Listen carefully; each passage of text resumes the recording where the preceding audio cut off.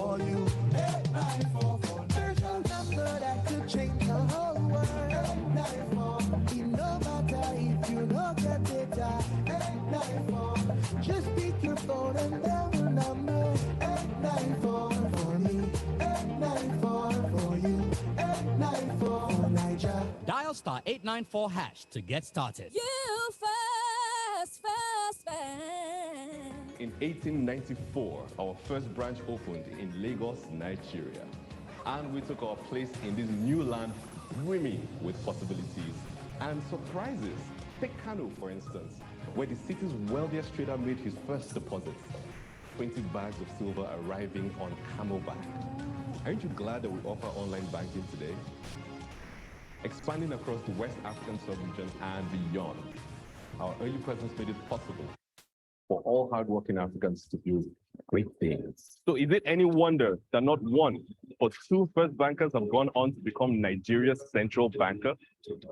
We are intricately woven into the fabric of society, supporting polo for over 100 years and pushing the limits of athletic performance. Rooted in tradition, but constantly leaning forward into the future. Are you coming? You First Bank. Emergencies happen when you least expect them to. It gets worse when you are cash trapped. No need to despair. First Advance has you covered. You can get that urgent cash right now on First Advance. With First Advance, salary earners can get up to 50% of their salary. No hassles. As long as you earn a monthly salary and your salary account has been active for at least 2 months. Just dial star 894 star 11 hash or simply dial star 894 hash on your mobile phone. What's more, when you open a First Bank salary account, you can enjoy 0 charges and free debit card issuance. Download the First mobile app on Play Store or App Store today. Log in to experience First Bank digital banking. Select loans, select First Advance, and follow the prompts to receive your loan. Don't let that urgent need get the best of you. Get First Advance now. It's as simple as dialing star 894 star 11 hash. First Advance. Fast, convenient, secure. You first. First Bank. Shopping can be so much fun. Scanning through well-known brands and clicking on the payment button is so fulfilling. Thinking of places to rock in? The island or on a boat cruise? Traveling round the world, visiting exotic places with no cash worries or border issues. The First Bank Naira credit card is accepted in over 29 million locations and can be used in over 1.8 million ATMs in over 200 countries worldwide. The First Bank Naira credit card is denominated in Naira with a maximum credit limit of 3 million Naira. It's got flexible repayment options, interest-free period of up to 45 days, and highly secured with Verified by Visa BBV. The card can be obtained at any First Bank branch and used for international and local payments. So don't let cash hinder your lifestyle. Get the First Bank Naira credit card today. You first. First Bank. Technology has changed the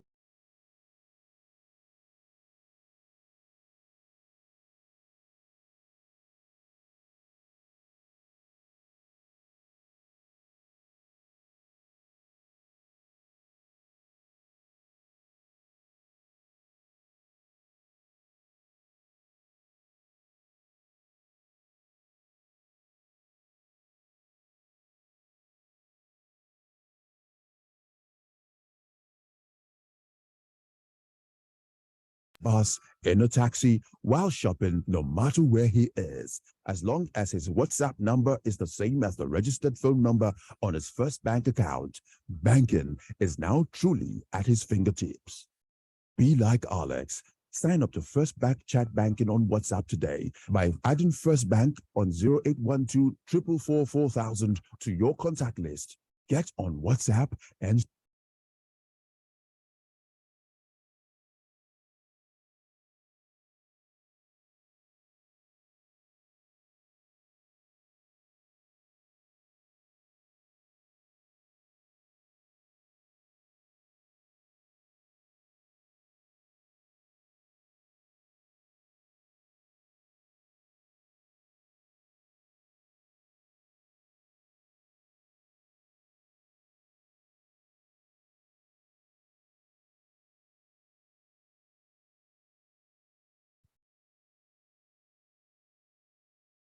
say hi. Welcome to a world of possibilities. Add First Bank on 0812 444 4000 to begin chat banking today. You first. First Bank.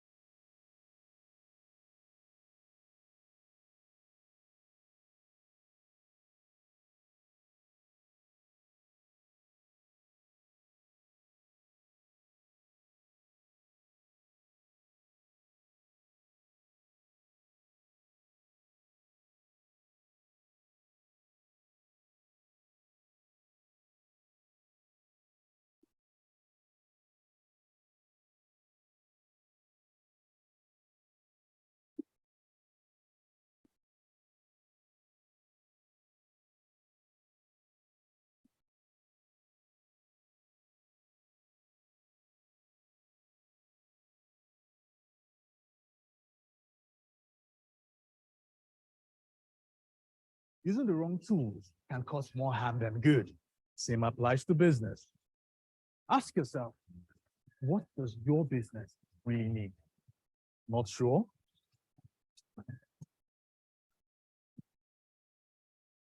Visit www.smeconnect.firstbanknigeria.com to find out and get the best solutions for your business.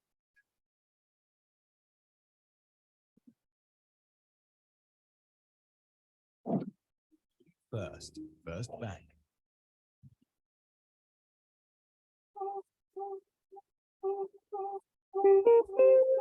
Brother Jumbo, why you dey fumble? You don't need to dey suffer to send money, Carry for make you dial the number 894. Hey, make you know the wait 894. No need to dey stand for line 894. It is safe and secure 894 for me 894 for you 894 for there's no number that could change the whole world 894. It no matter if you don't get data 894. Just pick your phone and dial the number 894 for me 894 for you 894 for Niger. Dial star 894 hash to get started. You first bank. In 1894, our first branch opened in Lagos, Nigeria. And we took our place in this new land brimming with possibilities and surprises. Take Kano, for instance, where the city's wealthiest trader made his first deposit. 20 bags of silver arriving on camelback. Aren't you glad that we offer online banking today? Expanding across the West African sub-region and beyond. Our early presence made it possible. Coffee out all hardworking Africans. Great things. So is it any wonder that not one, but two first bankers have gone on to become Nigeria's central banker?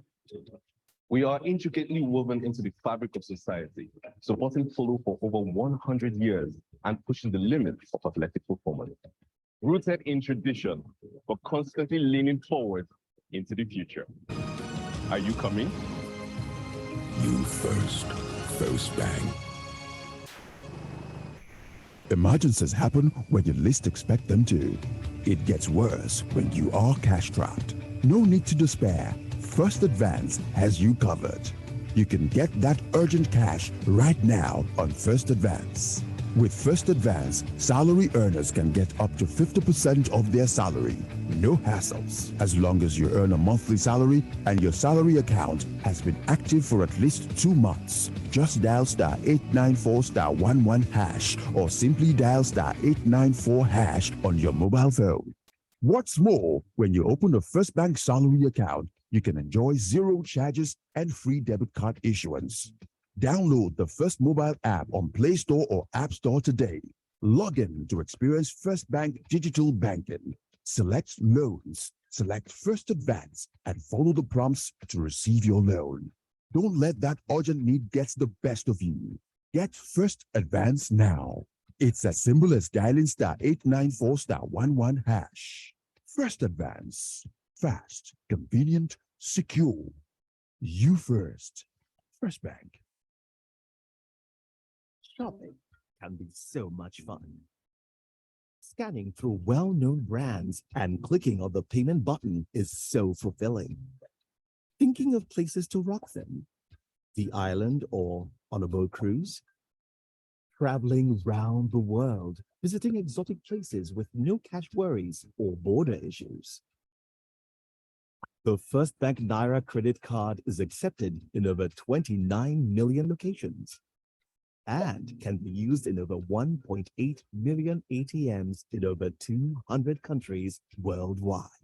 The First Bank Naira credit card is denominated in Naira with a maximum credit limit of 3 million Naira. It's got flexible repayment options, interest-free period of up to 45 days, and highly secured with Verified by Visa (VBV). The card can be obtained at any First Bank branch and used for international and local payments. So don't let cash hinder your lifestyle. Get the First Bank Naira credit card today. You first.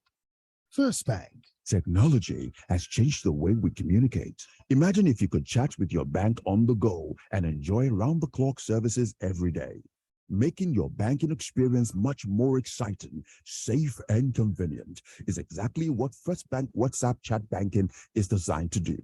Meet Alex. Whether it's 12 midnight or 5 a.m., he can make inquiries, transfer funds, buy airtime and data, pay bills, check account balance, and enjoy other banking services.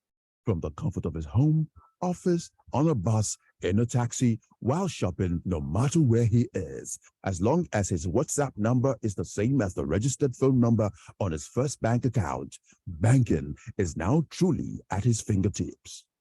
Be like Alex. Sign up to First Bank Chat Banking on WhatsApp today by adding First Bank on 0812 444 4000 to your contact list. Get on WhatsApp and say hi. Welcome to a world of possibilities. Add First Bank on 0812 444 4000 to begin chat banking today. You first. First Bank.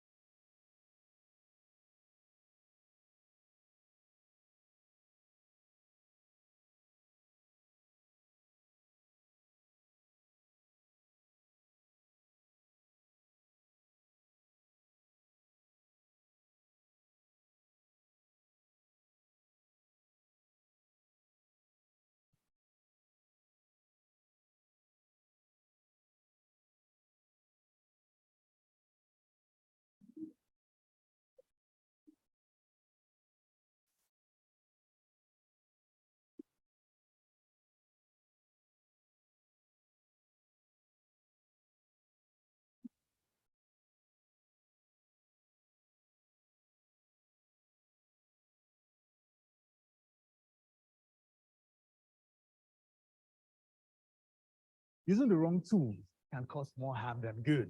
Same applies to business. Ask yourself, what does your business really need? Not sure?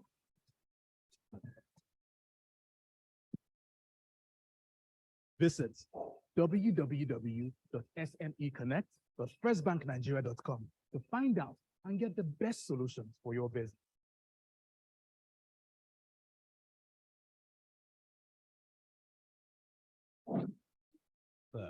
First Bank.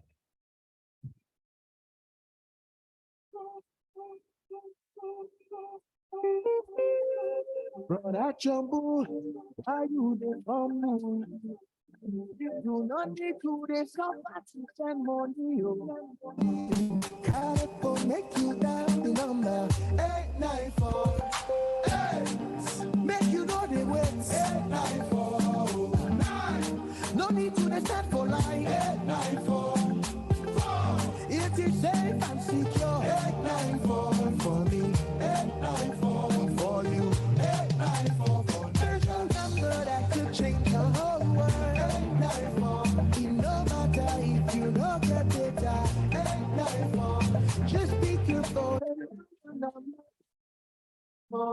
for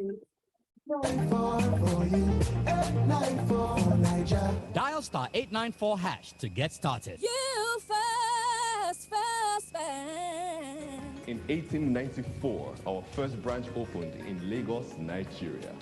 And we took our place in this new land brimming with possibilities and surprises. Take Kano, for instance, where the city's wealthiest trader made his first deposit. 20 bags of silver arriving on camelback. Aren't you glad that we offer online banking today? Expanding across the West African sub-region and beyond, our early presence made it possible for all hardworking Africans to do great things. So is it any wonder that not one, but two first bankers have gone on to become Nigeria's central banker? We are intricately woven into the fabric of society, supporting Fulu for over 100 years and pushing the limits of athletic performance. Rooted in tradition, but constantly leaning forward into the future. Are you coming? You first bank. Emergencies happen when you least expect them to. It gets worse when you are cash trapped. No need to despair. First Advance has you covered. You can get that urgent cash right now on First Advance. With First Advance, salary earners can get up to 50% of their salary. No hassles. As long as you earn a monthly salary and your salary account has been active for at least 2 months. Just dial star 894 star 11 hash or simply dial star 894 hash on your mobile phone. What's more, when you open a First Bank salary account, you can enjoy 0 charges and free debit card issuance. Download the First mobile app on Play Store or App Store today. Log in to experience First Bank digital banking. Select loans, select First Advance, and follow the prompts to receive your loan. Don't let that urgent need get the best of you. Get First Advance now. It's as simple as dialing star 894 star 11 hash. First Advance. Fast, convenient, secure. You first. First Bank. Shopping can be so much fun. Scanning through well-known brands and clicking on the payment button is so fulfilling. Thinking of places to rock them? The island or on a boat cruise? Traveling round the world, visiting exotic places with no cash worries or border issues. The First Bank Naira credit card is accepted in over 29 million locations and can be used in over 1.8 million ATMs in over 200 countries worldwide. The First Bank Naira credit card is denominated in Naira with a maximum credit limit of 3 million Naira. It's got flexible repayment options, interest-free period of up to 45 days, and highly secured with verified by Visa BBV.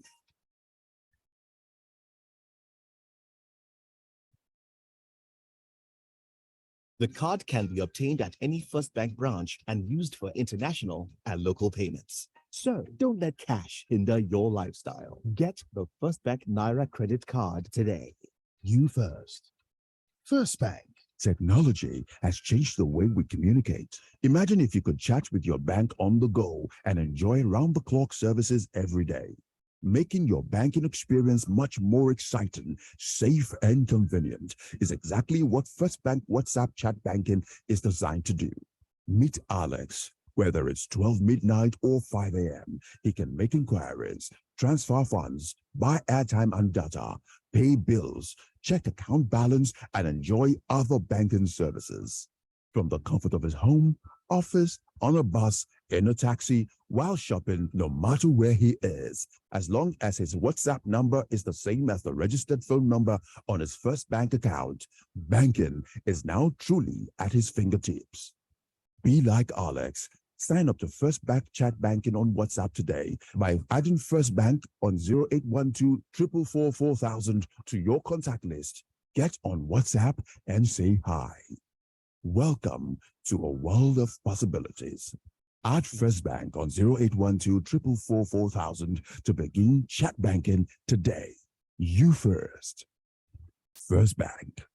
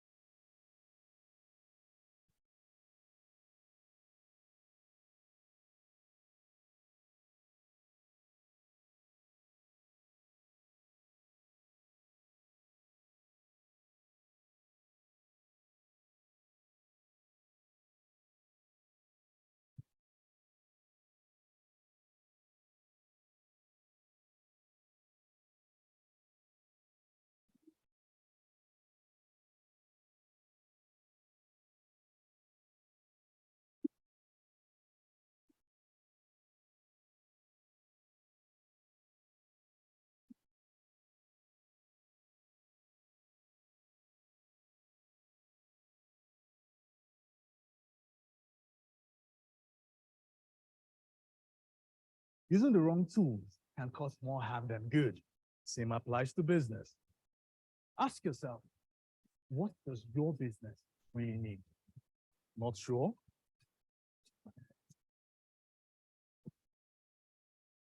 Visit www.smeconnect.firstbanknigeria.com to find out and get the best solutions for your business.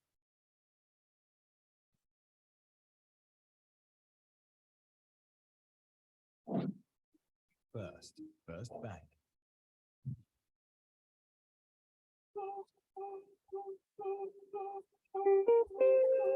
Brother Jumbo, are you the humble? You do not need to discover to send money. Gotta connect to that number 894. You know the way. No need to reset for life. 94. It is safe and secure. 94 for me. 94 for you. 94 for me. But I could change the whole world. You know better if you look at the die. Just need your phone and your number. For me. 94 for me. 94 Niger. Dial star 894 hash to get started. Fast.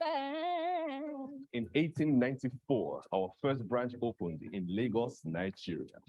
And we took our place in this new land brimming with possibilities and surprises. Take Kano, for instance, where the city's wealthiest trader made his first deposit, 20 bags of silver arriving on Camelback.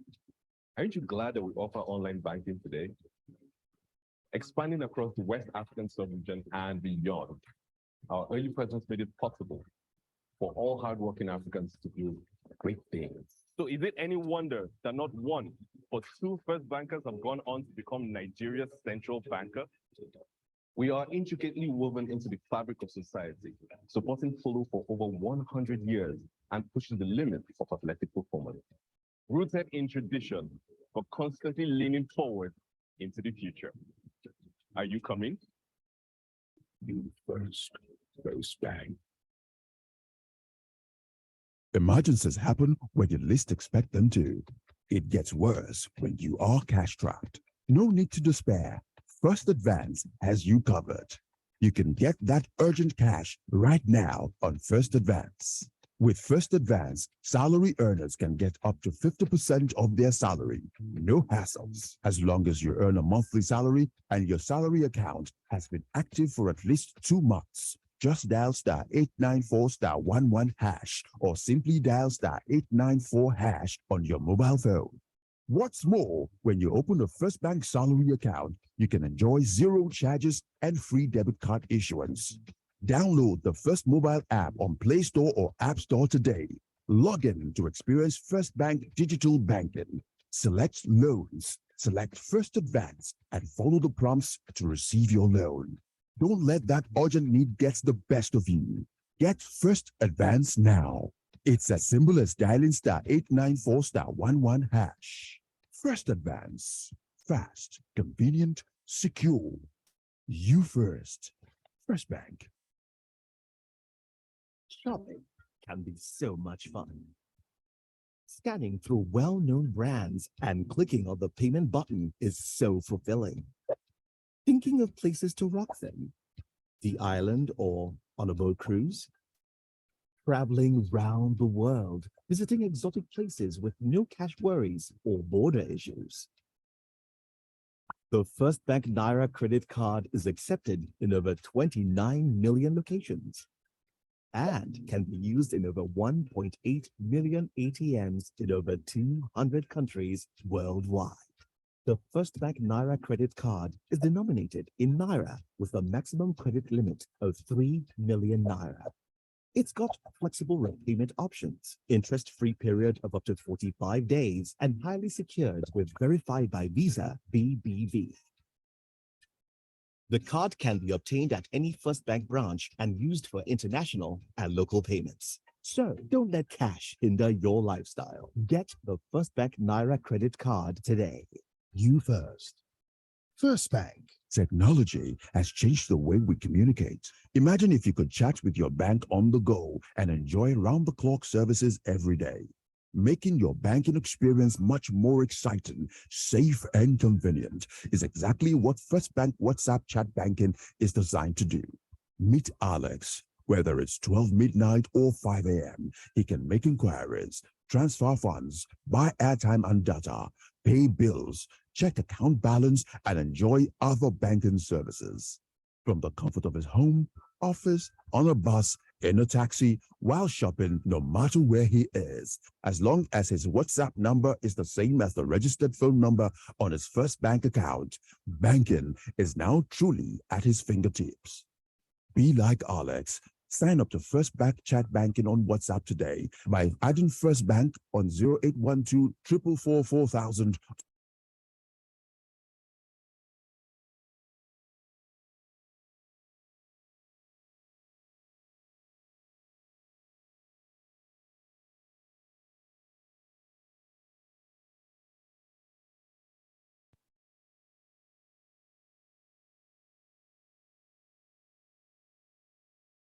Good morning, everyone. We would like to begin today's event. Benny, could you please help us get everyone outside?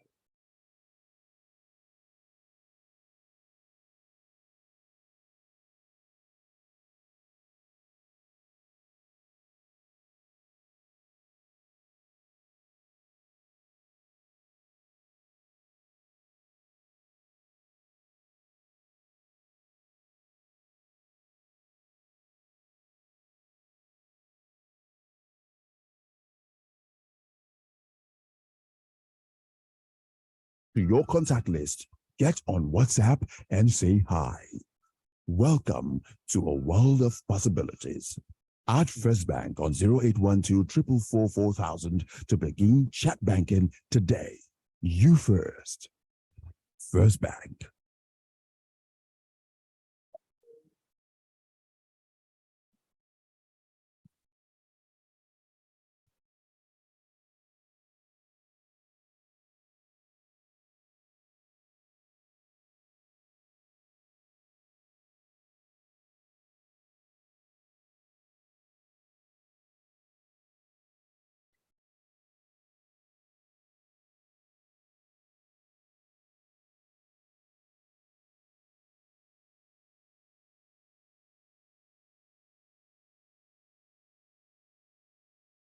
Good morning, everyone.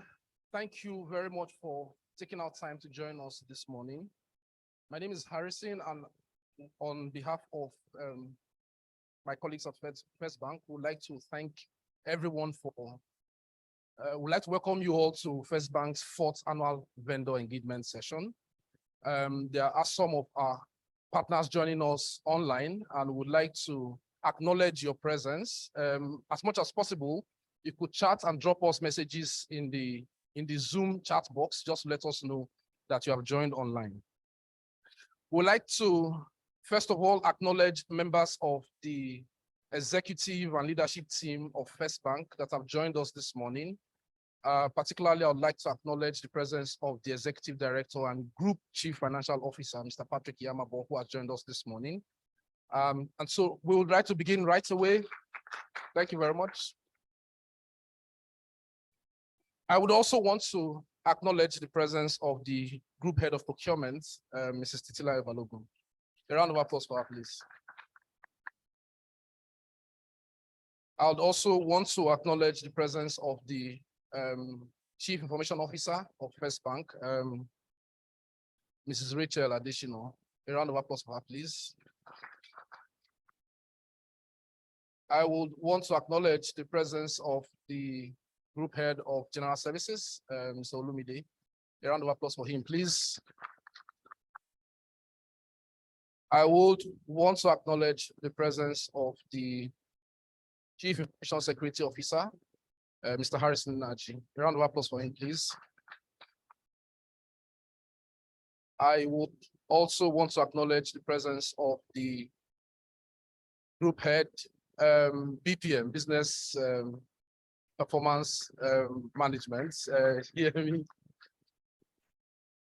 I would also want to acknowledge the presence of the financial controller of First Bank. Okay, Mr. Ramon, a round of applause for him, please. Thank you very much. Ladies and gentlemen, all protocols duly observed. We would like to begin the session immediately, and to take the welcome address, please do make welcome the person of the Executive Director and Group Chief Financial Officer, Mr. Patrick Yamabo. A round of applause for him, please. Thank you.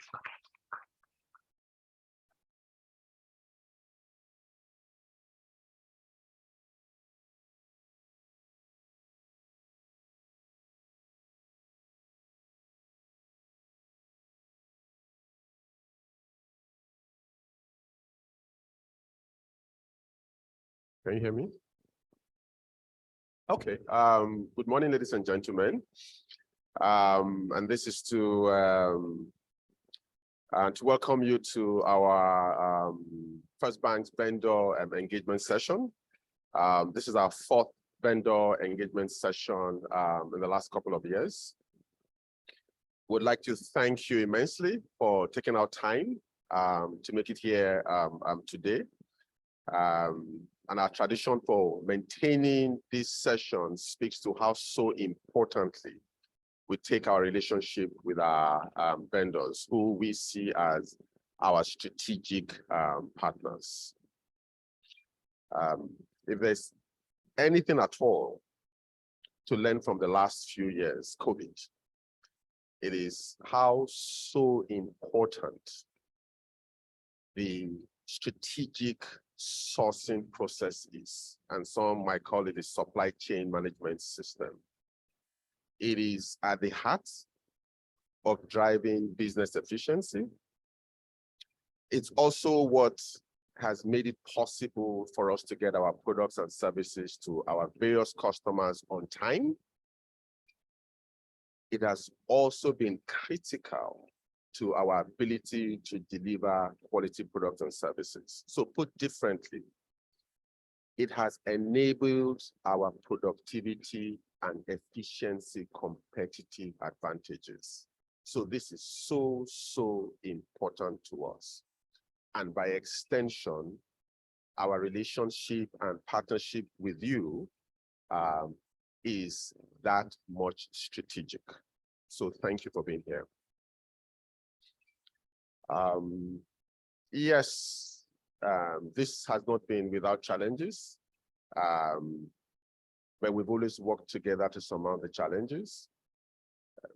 The current FX discussions we've tended to have as a result of scarcity, the global inflation and domestic inflation within Nigeria as well, and the pricing tension that has resulted. But the good news is we've always collaborated and worked together to surmount these. And I believe we've done this much better than most of our peers. So again, great for us. Thank you very much for progress thus far. The future will remain interesting as we begin to layer on other considerations like ESG, which is a pretty big deal in Europe, a market we source from as well, big deal in the US, rising in Asia, and participants in our value chain are increasingly pressuring around. And so we'll be having more and more of that discussion with you. Indeed, part of the discussions we'll be having today is sensitizing you on ESG. But that's what the future holds. Having said all that, the session today, we would like you all to please make the most of it. Discuss thoughts on your minds. Let's exchange ideas. We are present here with the leadership team to respond to any questions you have. And if we don't have responses, we will take those points home and work with you to develop them even further. Please, let's make the most of this event. Thank you once again for being able to make it here, and have a wonderful next 3.5 hours. Thank you very much.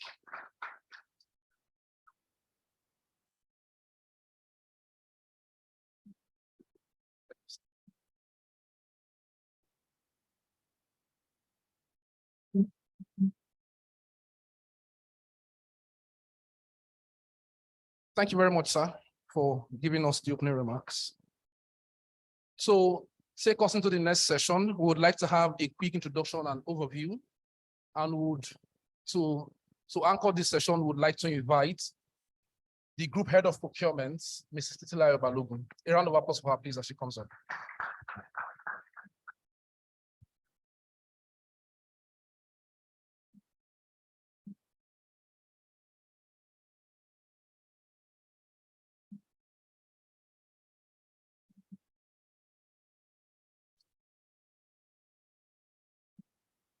Thank you. Thank you, CFO, for setting the tone for this session. Thank you, Patrick, for setting the tone for this session. Please, can I have the slide up? Good morning, everyone. We thank you for joining us at this annual event. It's good to put a face to some of the names that we deal with on a day-to-day basis. We appreciate you for responding to our invites.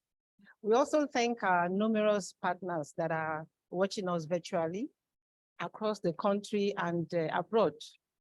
We are looking forward to you having a full participation in the event today. And we hope that you will benefit as much as we are looking forward to it. Please, can I have the slide? Okay, in our usual practice, we'll be using this opportunity to discuss our key priorities and expectations from you, our suppliers.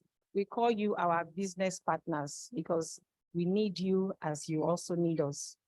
So we'll have a number of speakers today. We'll have internal speakers, we have external speakers, and they'll be sharing some insights on key regulatory issues and also other areas that ensure the business continuity of First Bank and of you, our business partners.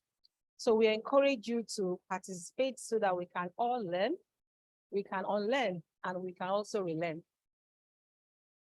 Yeah, so far we have continued to drive for partnerships that are long-term and value-driven, and hence you see our insistence on the adherence to our governance structure. So we take pride in the governance that we have put in place because it's very important to us. And we appreciate the cooperation that we have from you, our business partners. We know that we understand that we haven't reached where we want to be, but we appreciate that without you, we could not have achieved the level that we have in our governance structure. So we thank you for that. So we are also very keen on sustainable procurement practices. So I think I don't need to do, I'll just look at my slide. We're also very keen on sustainable procurement practices, and these practices are very important to us. They are our primary considerations when we are making sourcing decisions. So we take them important. Even when we want to do reviews of our suppliers, those are considerations that we look at before we make any decision. The practices are very important to First Bank because it helps us to secure our supply channels. It also helps us to maintain our reputation in the industry and help us to achieve global industry standards. And for you, our business partners, the governance is actually very important for you because it enables you to see the transparency we have in our processes. In addition, on sustainable procurement practices, for our suppliers, you will benefit in different ways. For instance, it helps you to manage the risk you have in your companies. It also helps you to attain loans and business support because your companies will be seen as reputable companies. And so this gives you a higher chance of having more businesses from First Bank and from other clients. The last point there is on our SLAs. We have continued to drive the enforcement of compliance to SLAs. And you see in the last year, every quarter we send to you performance scores from our end users. So these scores are obtained from the end users that use your products or your services. They review what you've done in the compliance you have in that quarter, and the scores are churned out, and we send them to you. We would appreciate that these scores are taken very, very important because it helps us in future decision-making about awards to your companies. When we notice that any of these scores are below expectations, we usually call for further engagements. And when we have that further engagement, we want our suppliers who are our business partners to take this engagement very seriously. Because during this engagement, we find out what are the root causes. So why has what you're doing gone and fell below the threshold and the expectation of First Bank? Why are the deliveries not within the expectation of the bank? And so while we are looking at the root cause, we also, during that engagement, ensure that we have process improvements. And so this process improvements will be agreed by the suppliers and First Bank. And First Bank will be tracking these improvements. So when we track this improvements, if we see further improvements, it's fine. But if we don't see further improvement, it may affect our future decision making. So we are appreciating that this performance discussions, when we have to have them with your companies, you ensure that the top management of your organizations are taking it seriously and they partake in those discussions. Next slide.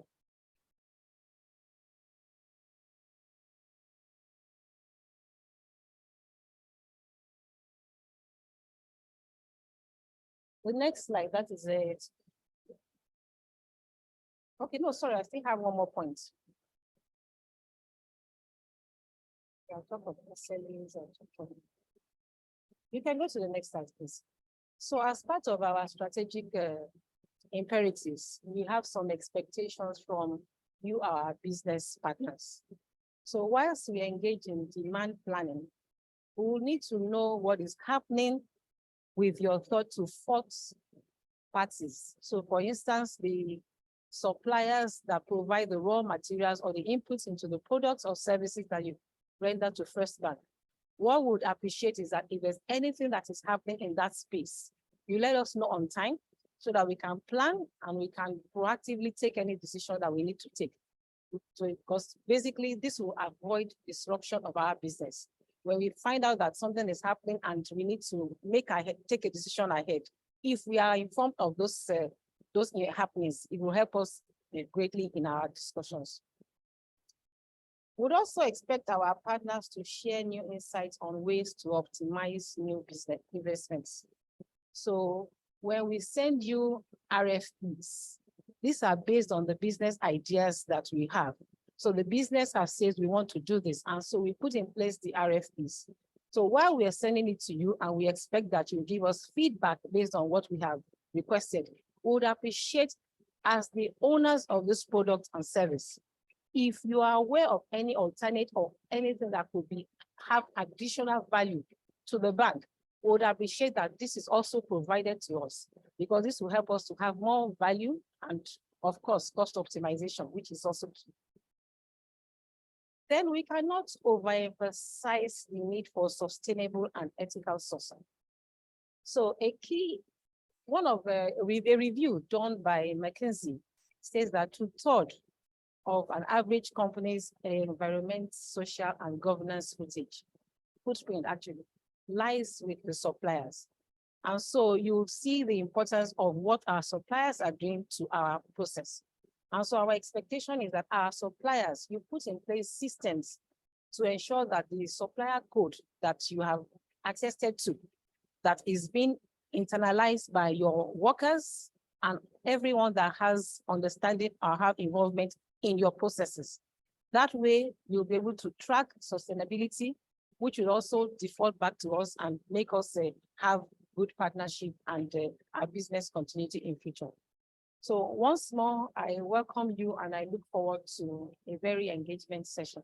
Thank you all.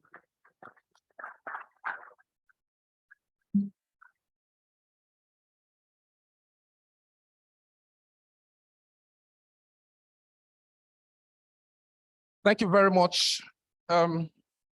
Quickly, we'd like to move on to the next section of the event today.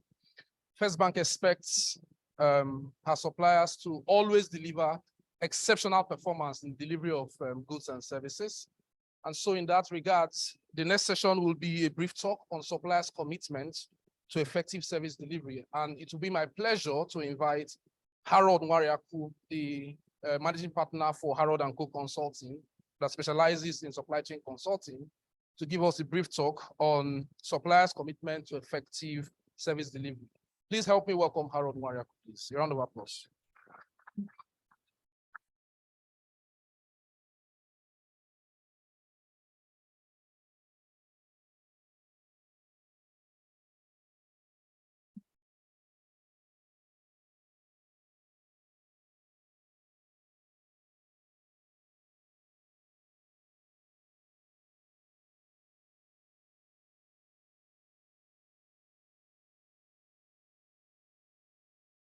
Thanks.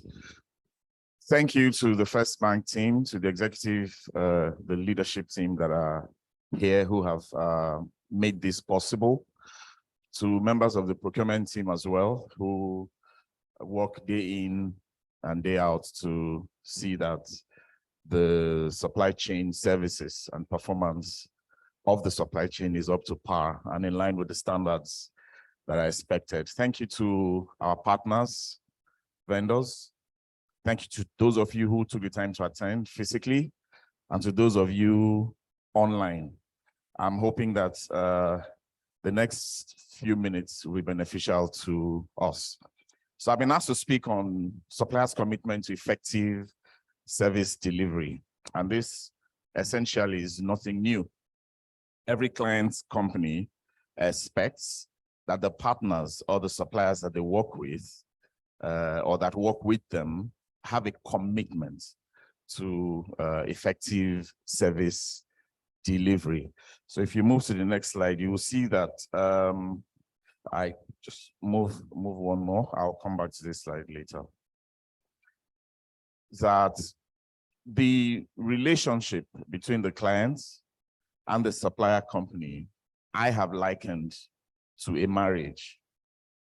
Yeah, because there is an element of interdependency between both parties that is required for success. The supplier organizations or the vendor organizations cannot exist and function effectively if they do not have clients they are providing service to. The clients, on the other hand, cannot exist and survive and compete effectively if the supplier companies or the vendor agencies that partner with them do not support them effectively. There are, if you look at the evolution of the procurement supply chain function through the years, you will observe that traditionally the relationship between vendors and client companies, especially supply chain specifically, has tended to be adversarial. Yeah, you tend to see, clients, companies hitting hard on vendors, vendors trying to make the most of the relationship and skin them alive as much as they can. Today, when experts try to define what is required for the supply chain organizations and the vendor partner companies to survive, they define it as the age of collaboration. We cannot survive as a supply chain organization with our vendor partner agencies if we are not collaborating. If we're not looking for interdependencies and how we can grow and achieve synergies between both parties, we will both fail. And it excites me when I hear, the group chief financial officer saying things like how critical it is post-COVID to see that supplier organizations and the supply chain is key to the survival and the sustenance of any organization. It is also exciting to see an organization like First Bank, which is one of the biggest and first institutions in the financial services industry, have a regular meeting with their vendors on a year-on-year basis. Not every organization does this. And it is not something suppliers, vendors, and partners should take for granted. It also interests me to hear the group head of procurement refer to vendors as partners. And this is why I gave the initial analogy I shared about it being like a marriage. When an organization, a client company, calls you a partner, beyond just defining the relationship, it places an obligation, it places a demand on the vendor organizations to act as such. A partner, calling us partners or calling you partners, elevates the relationship beyond whatever you thought it was, regardless of the level of service you deliver or how you place yourself in the ranking of that relationship. A partner puts an obligation on you and puts a commitment on you to do something more. There is a requirement for a relationship management imperative. I'll speak a little bit to that. Suggest some models that might help. Talk about some steps that vendor organizations, partner organizations, and client companies should be looking forward to in terms of what they should want to, where the areas they would need to focus on. And I'll share some tips on how to manage clients. Please move. No, you've gone too far. You should be on slide 4 now.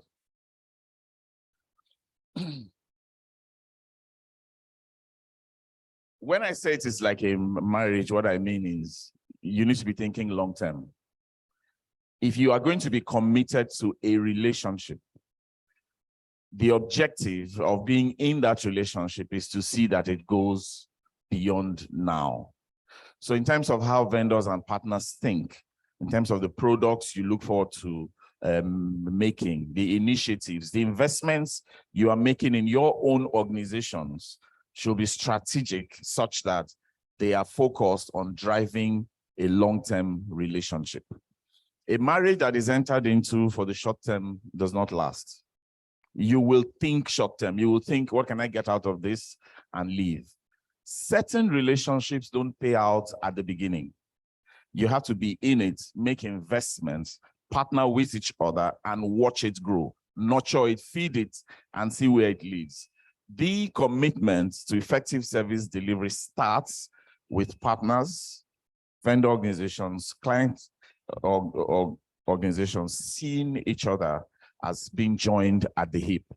You will either survive and grow together, or you will fail together, because the criticality of the supply chain has shown you, the importance of the supply chain has shown everyone that if you are not investing in these relationships, you and the organizations will fail. We see, I mean, we read stories, and I can go on, news about organizations that have failed for one reason or the other. If you trace the root cause, you'll find that there was a weakness that was exploited in the supply chain that drove both organizations down. Know when to walk away. Now, this is an unpopular thing to say, but if you are in a relationship and you are not in it for the long term, and your goal is not to make it work, why are you adding to this, to the issues? If you're not going to commit, if you're not going to be in there to see it grow, if you're not going to put skin in the game, walk away. They say there's a difference between commitment and involvement. Yeah, and they gave the example of the bacon and ham. Yeah, or egg, ham and eggs. Yeah, or bacon and eggs. In that example, the chicken is involved in the laying of the eggs, but the pig is committed because it has to be sacrificed for the ham to be made. That level of commitment is the type that goes beyond the immediate future that you see.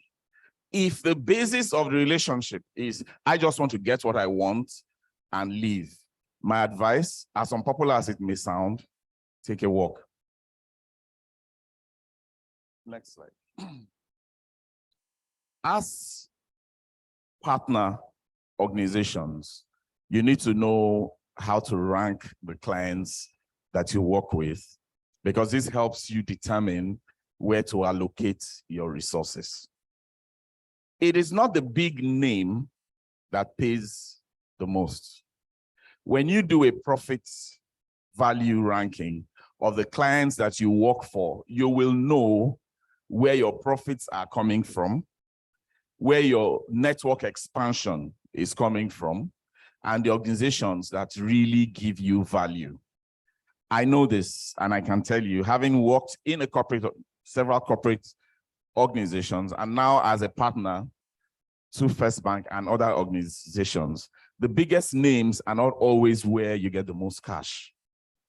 But there are relationships you are in for the value that they bring, either because of the name or simply because of the way that relationship is managed.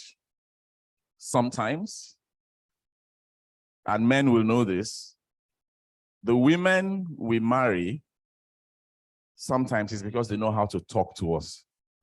Sometimes it is the benefit of communication.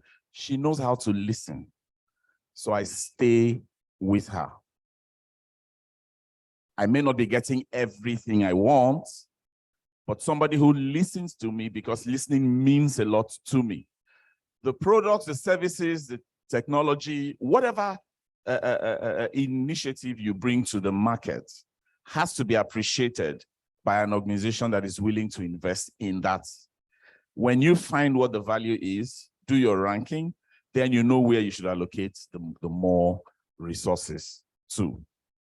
You also need to identify your counterparts.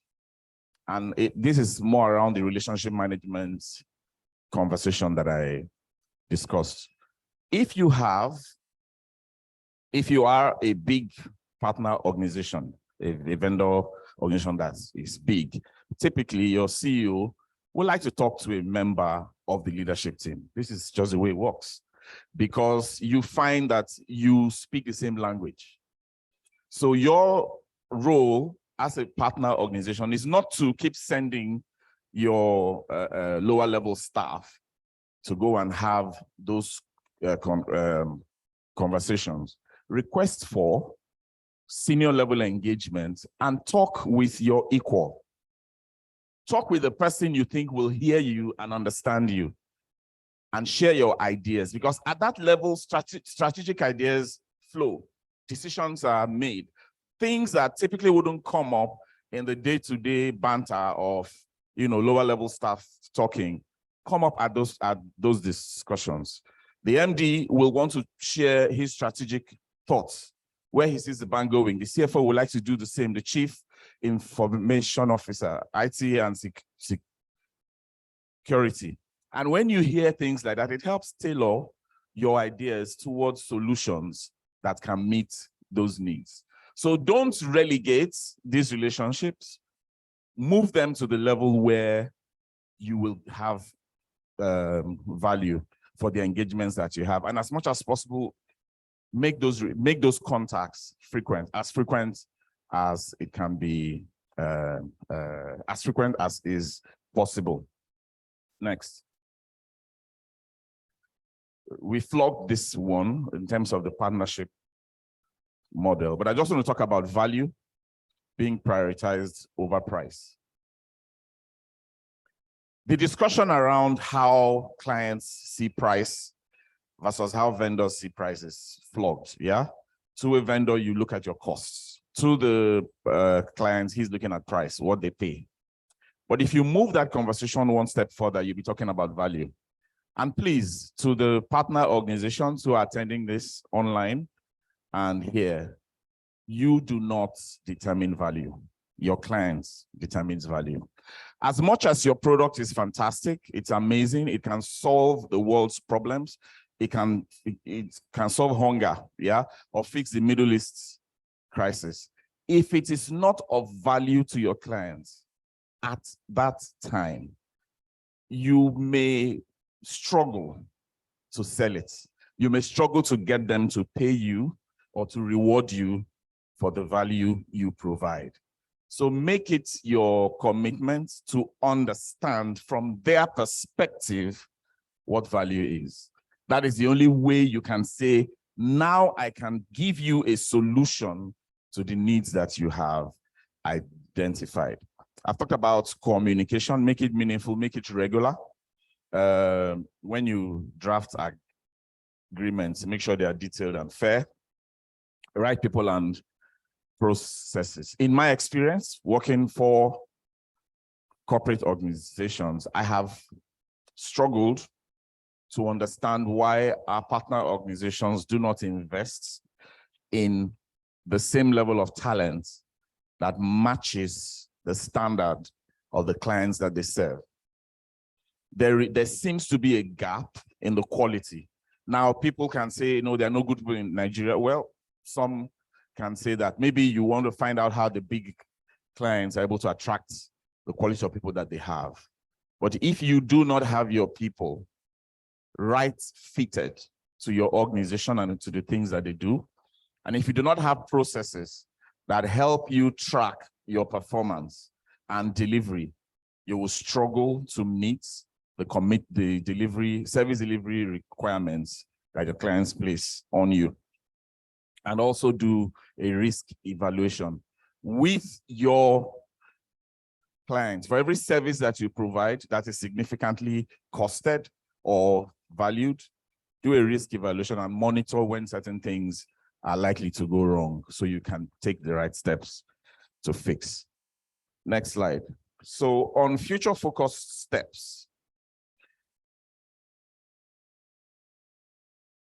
we'll be looking at going beyond communication to identify proactively the big picture.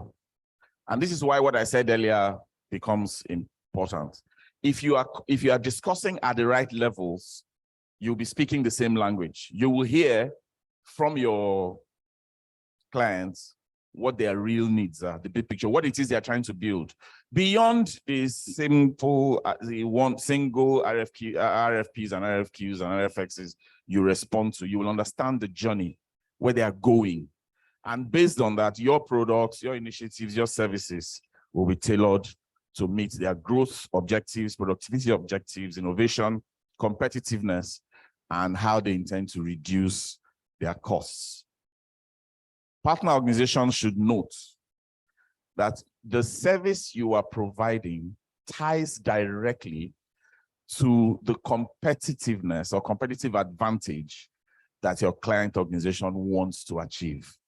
If your client organization wants to be the best financial service provider in the country or in the region, the service or the products you are delivering should be tailored to meet the best. You cannot bring a service or a product that doesn't meet that standard and wonder why you are not given an opportunity to provide that. So when you send people to the site to do one thing or the other, whether they are technicians or their managers or their supervisors to do one kind of work or the other, ensure that there are people with the right communication skills to engage with your clients and identify salient issues that you may have the expertise to provide. Don't send the worst. Send your best. When you are looking at service level agreements, start thinking about an outcome. Service level agreements should go beyond the numbers and the metrics they are meant to measure to an outcome. What does success look like? There's a question I ask clients when they ask me to come and do a consulting service for them. And I ask them, what will you see or what will you need to see to say that I have succeeded? How do you want to score this? What is the picture?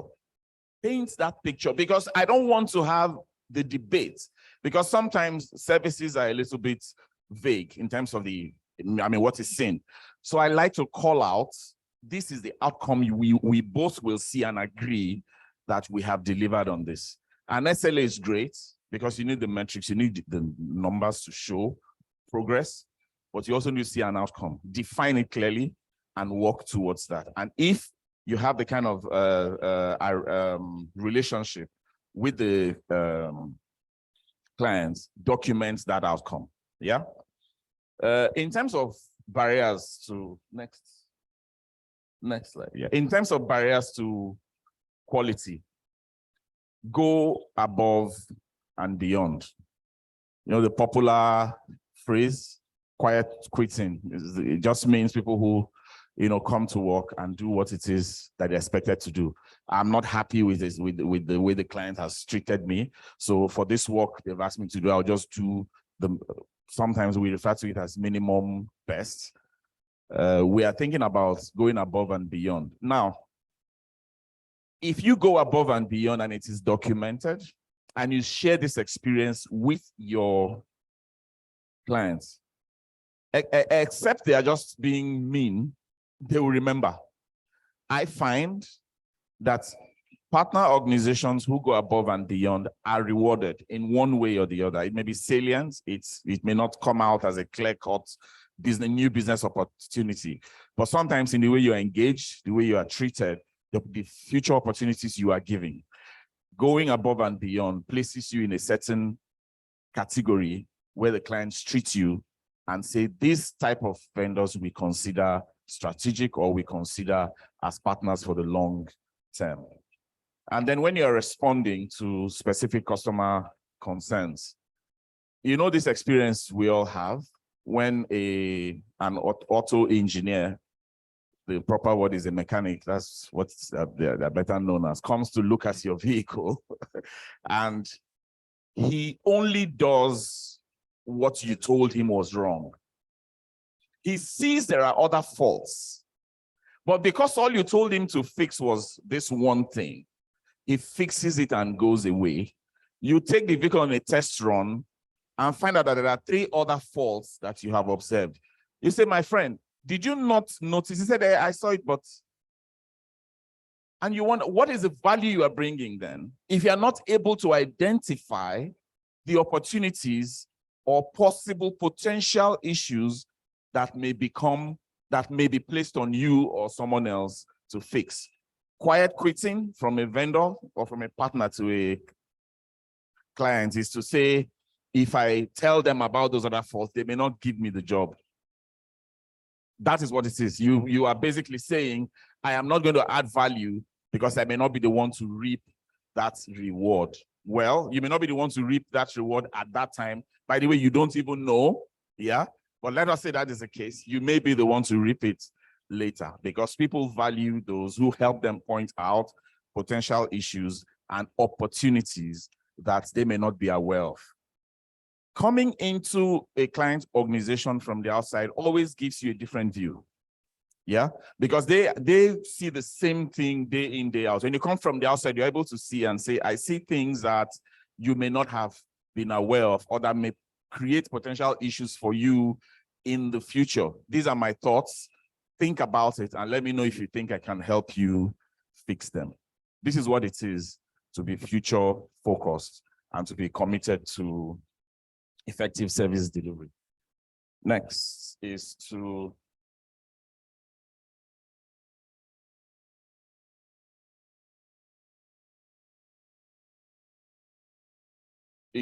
enable your, no, the one before this, okay, yeah, next, go on, next one. Managing your clients is all about identifying the synergies you can create through the interdependencies that you have. We have become too narrow-minded about the relationship. We have become too focused on the benefits that we get. We no longer think, and listen, in some cases, it's justified in the way someone has been treated or the way one feels an opportunity was taken away from him or from her. At the end of the day, it's about you and what you become and what you learn through the journey. The client organization is going to make mistakes. You are going to make mistakes, but you're going to find a way to make the relationship work. Because like I said at the beginning, it is like a marriage. Do you want it to work? Then the responsibility is on you and on the client to make it work. And these are the thoughts I came to share with you today. Thank you for listening to me. Thank you for your time. A round of applause, please.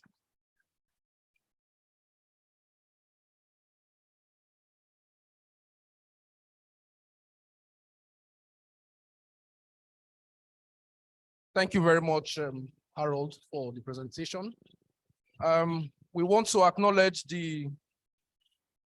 our colleagues joining us online. There are 157 attendees already that I can see that are joining us online, and we appreciate the that you have taken out time to join us.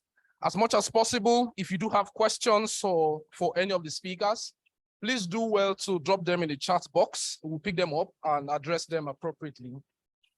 While that presentation was ongoing, we had a member of the executive team at First Bank join us, and I would like to introduce and welcome Mr. Chuma Izrum, who is the GE for e-business and retail products. Would you please welcome Mr. Chuma, please? Thank you very much, sir, for joining us. We do have a number of internal engagement sessions that will follow immediately. First off, we will have an engagement with the compliance department of First Bank, who will be engaging us on third-party management and regulatory expectations. There are definitely some expectations that we do have of our suppliers. And so it will be my pleasure to welcome upstage to do that presentation, Mr. Basi Edet of our compliance team. A round of applause for him, please. Thank you.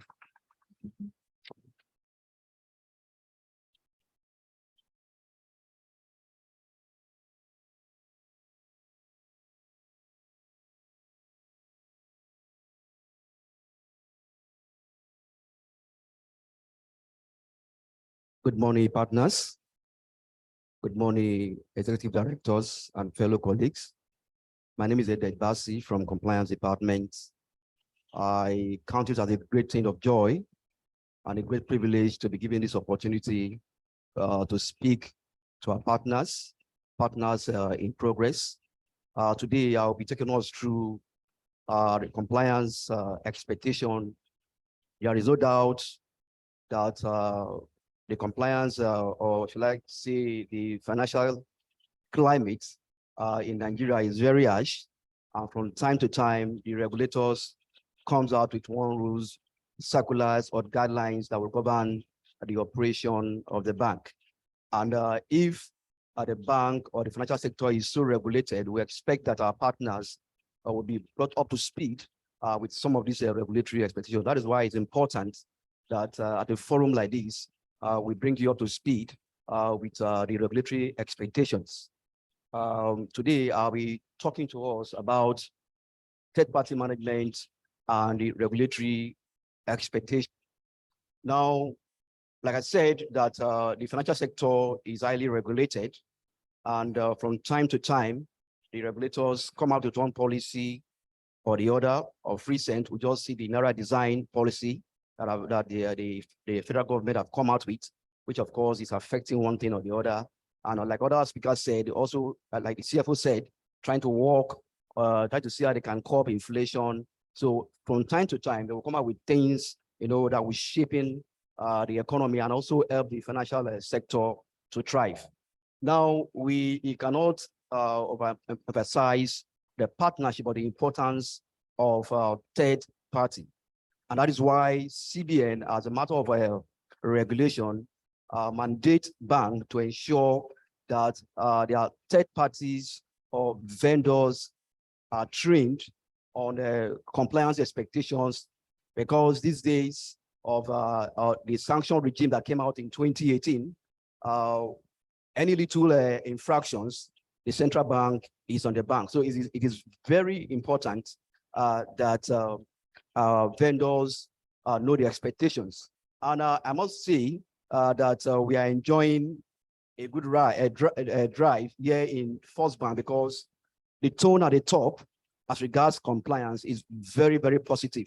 And when you have the executive that understand and appreciate compliance, then those at the middle and at the ground level will have no problem in entrenching the compliance culture all over the bank. So we would need that same compliance culture to be entrenched in the various third-party or suppliers organization.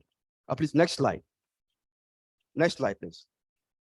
But now, the compliance department of First Bank has the oversight of ensuring that the bank is not exposed to sanction emanating from non-compliance with established laws, regulations, and policies. Now, we have 6 risks that the bank is faced with.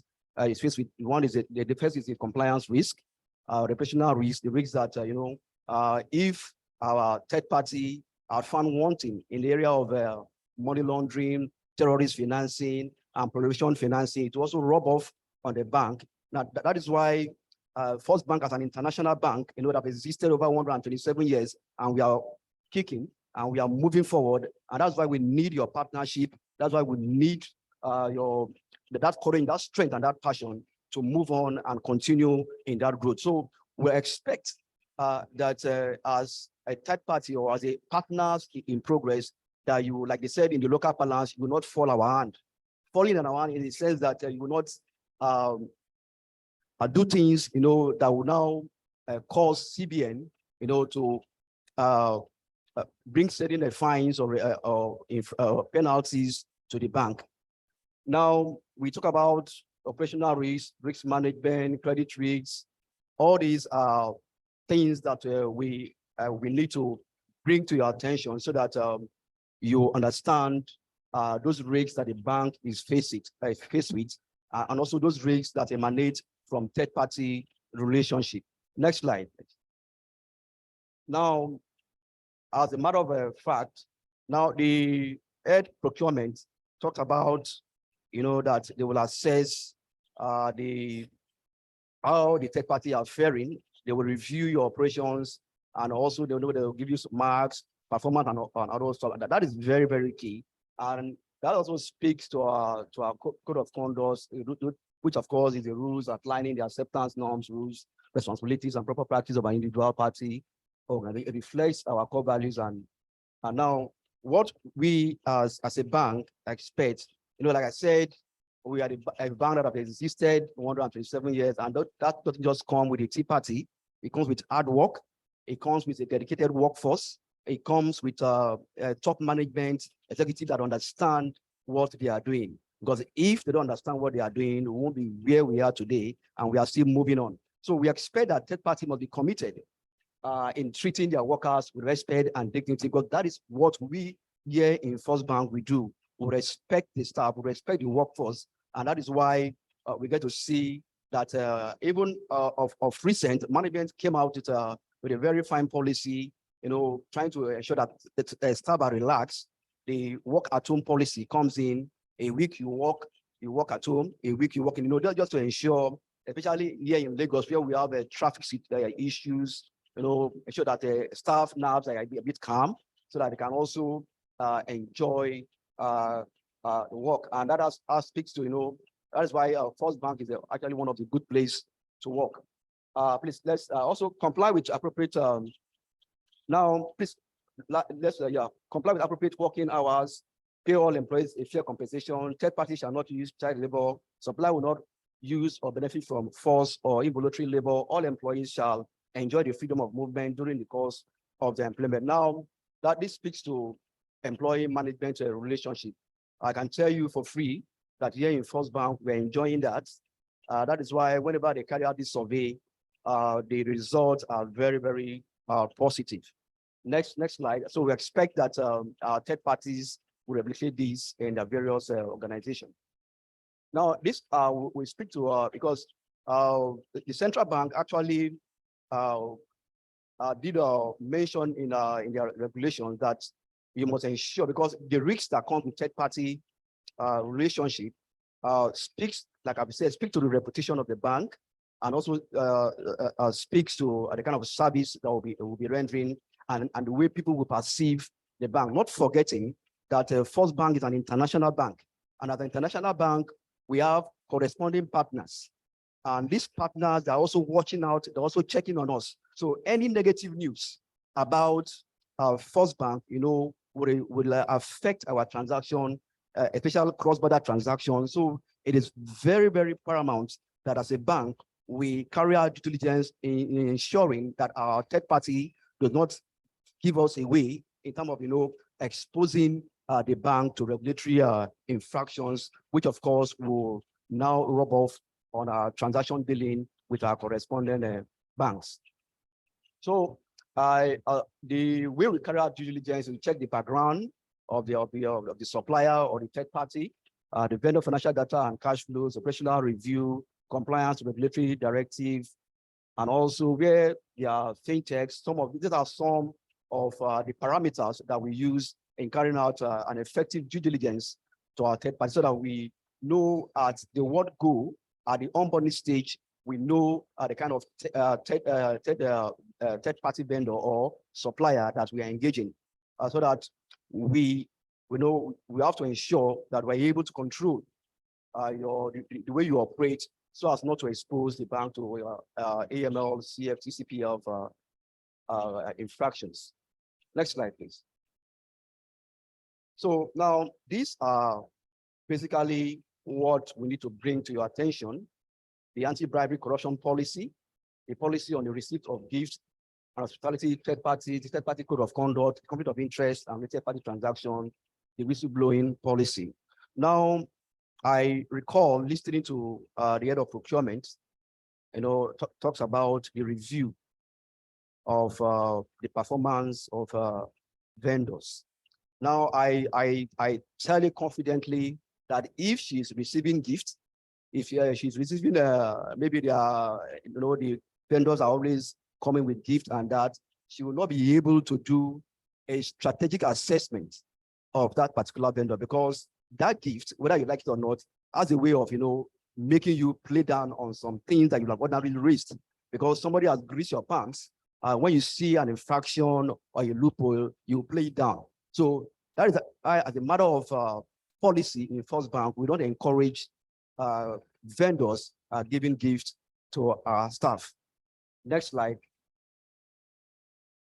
Now, and also, even we don't even encourage, and we don't even entertain or tolerate bribery. We don't expect you, even during maybe the onboarding process of vendors, we expect that our staff will do a very nice process. We don't look at faces. We don't look at maybe what you are bringing. We'll assess you on your data, what you've done over time. Like I've said, the due diligence we carried out on the background check, what you've done. So those are things that we do, and as such, we'll discourage any of our vendors to bribe any of our staff, maybe just to get that particular project or get that particular contract. So we do not encourage solicitation payment. We even reciprocal agreement or any form of quid pro, and we also not encourage our third party to be involved in donations to political parties, because our regulators, CBN, which of course our major regulator, frowns at this, and there are certain penalties that if the bank is found culpable, that the CBN will place on the bank. So we expect that if we must partner with third party vendors, if we must have a robust and a sustainable relationship, please and please, you must work with us in ensuring that we would not get ourselves involved in these issues. Next slide. Also, like I've spoken about a gift, we do not allow cash value items, prepaid card, excessive, lavish or frequent gift of entertainment, any gift provided during the company. And I think that why we don't encourage this, and we don't expect people to be bet. If fine, maybe by your culture or tradition, you insist that you must at least appreciate the bank. So what we do is that when such gifts come, that person that is collecting that gift must declare that gift, and that gift will be collected and brought to the compliance department, where that gift will be sold. We'll take it to some motherless babies home, where we, from time to time, and also it becomes part of our CSRO project. So why not, instead of giving us gifts, you can also partner with us in ensuring that we will reach out to the poor, the motherless babies, which is what First Bank is pride for. We every year, day in, day out, we have our Spark program where we meet, we go to schools, mother baby, we supply them with food and do so many things as a part of our CSRO program. Next slide. The conflict of interest and related party transaction. Also here in First Bank, we don't expect that if as a vendor or a third party supplier, you have any friend or any interest related party in the executive, we will expect that you declare such because that will actually influence the decision that will be taken. So we don't expect that as a vendor, you should have any relationship with any executive management, which will influence you being given a particular project or a contract. So we expect that new and existing contractors of the bank are required to disclose their relatedness. So if you have any friend or in our executive management, please, we expect you to disclose this so that we can treat it appropriately. All vendors are expected to fill the form and declare any potential and existing conflict of interest and declare party transaction with the bank. Next slide. And you can see there that we say that non-disclosure of this, if we find out through our procurement and maybe through our internal control and internal audit, we'll blacklist such a vendor. This is just to ensure that we don't run foul of the law and don't expose the bank to reputational issues and also penalties and even litigation as the case may be. So we also encourage here in First Bank, we uphold and I esteem the whistleblowing policy. So we expect that third party or a vendor or supplier will also see this as a way of life. And when you see something, you say something. The whistleblowing policy is here, and we have a different way that you can relate this to management. When you see any loopholes, any weak link, anything that you know will cause issue for the bank, and also even on from your own third-party organization, please, we expect that you speak out. We subject our whistleblowing policy to review annually by external consultants to ensure that we have an imbalanced implementation of the policy. And here in First Bank, we treat in strict confidence any person that they know that whistleblow. We don't expose you to the crowd. We investigate and come out with a tenable solution. And if the person whistleblower actually is found culpable of what you accuse him or her, such a staff will be dealt with by management. Next slide. Now, so as our expectation from First Bank is that please, in the case of anti-bribery and corruption, please do not offer bribe to any of our staff. We don't encourage that. In the area of gift, do not offer any gift or tips or hospitality to our staff. The management of the bank has zero tolerance for this. The bank is your customer and not the staff. It is not the staff that give you that appointment or that give you that contract, it's the bank. So we don't expect that you will give any gift to any staff. The third-party code of conduct, please ensure good conduct always. What affects you also affects us. Disclose all related transaction, party transaction. We want you to be transparent as much as possible. And on the whistleblowing report policy violation, it is in your best interest. Above all, we encourage transparency and integrity. Now, at the point of a summary, if we must sustain this relationship, if we must partner, if we must move forward, then we need your 100% commitment. This next slide in ensuring that we propel and move the bank forward. And also in terms of data management, we don't expect that you will disclose your cost of maybe First Bank information, because during the relationship, we might have shared data, shared information. We don't expect that you will disclose our information to third parties. I know the banking space is seriously charged. We have people, we have competitors, that want you done. So we don't expect that you will divulge information you've gotten from the bank as in the course of our relationship to third parties. And before you can even in terms with the regulation, before you give out or divulge information, you must seek the consent of that person before you disclose or divulge his or her information to any third party. Next slide, please. So a partnership in ensuring compliance will be lead to profitable account. So in all, we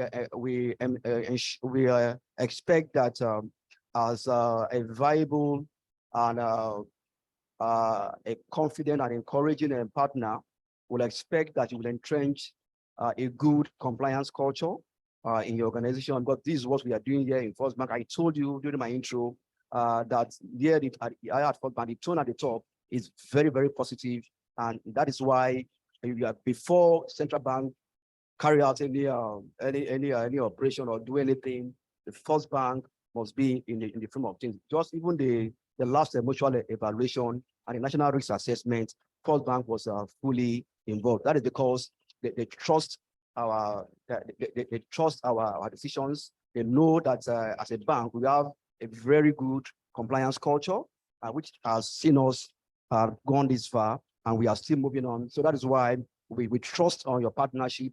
We trust on you making this partnership works. And so we also encourage you be law abiding. You maintain integrity. Integrity is a watchword. You also avoid any criminal activities, and you report violations in terms of whistleblowing, and above all, you promote sustainability, because that is the way to go. Thank you. Thank you very much. Just hold on. We might have one or two questions for you.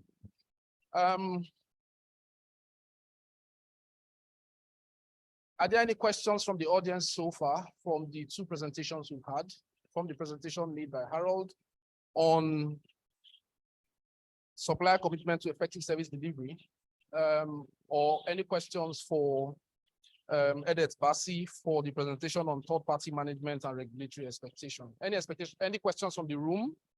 Because I know we do have one question from other participants who have joined us remotely, and that question will be for Harold. But I want to find out if you are joining us virtually and you do have any question for the second presenter, please do drop it in the chat box so that we can pick it up from there and address it to him. There's a question from one of our virtual audience who has said, for Harold, how do you merge quality with price when client requires excellent services, but is not willing to match financial obligations? How do you merge quality and with price when your client organization requires excellent services, but is not willing to match the required financial obligation? So I'll invite Harold to please respond to that question. That question, okay, you want to respond to it?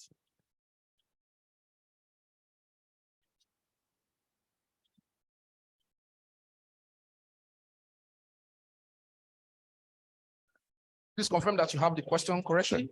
Sure. Yeah. Okay. Thanks to the person who asked that question. The image I get of the procurement or supply chain imperatives of quality, price, quantity, place, and all the other items require that you keep all of them in the air. You know, I use the illustration of a ball juggler. You know, you are trying to hold price, you're trying to hold quality, you're trying to hold quantity, you want to hold delivery and all that. It's a very interesting scenario that we always try to play from the procurement side of the client organization and also from the partner side. The interesting thing about quality, price, and all those elements from the partner side is you know your product, you know your service, you know the standard to which your product or service is made to meet a client need. You can choose to play in different spaces. If your product or service is premium, I mean, a Rolls Royce is not sold every week, yeah? But you will have a client who comes in to buy that service, maybe every month, maybe every 2 months.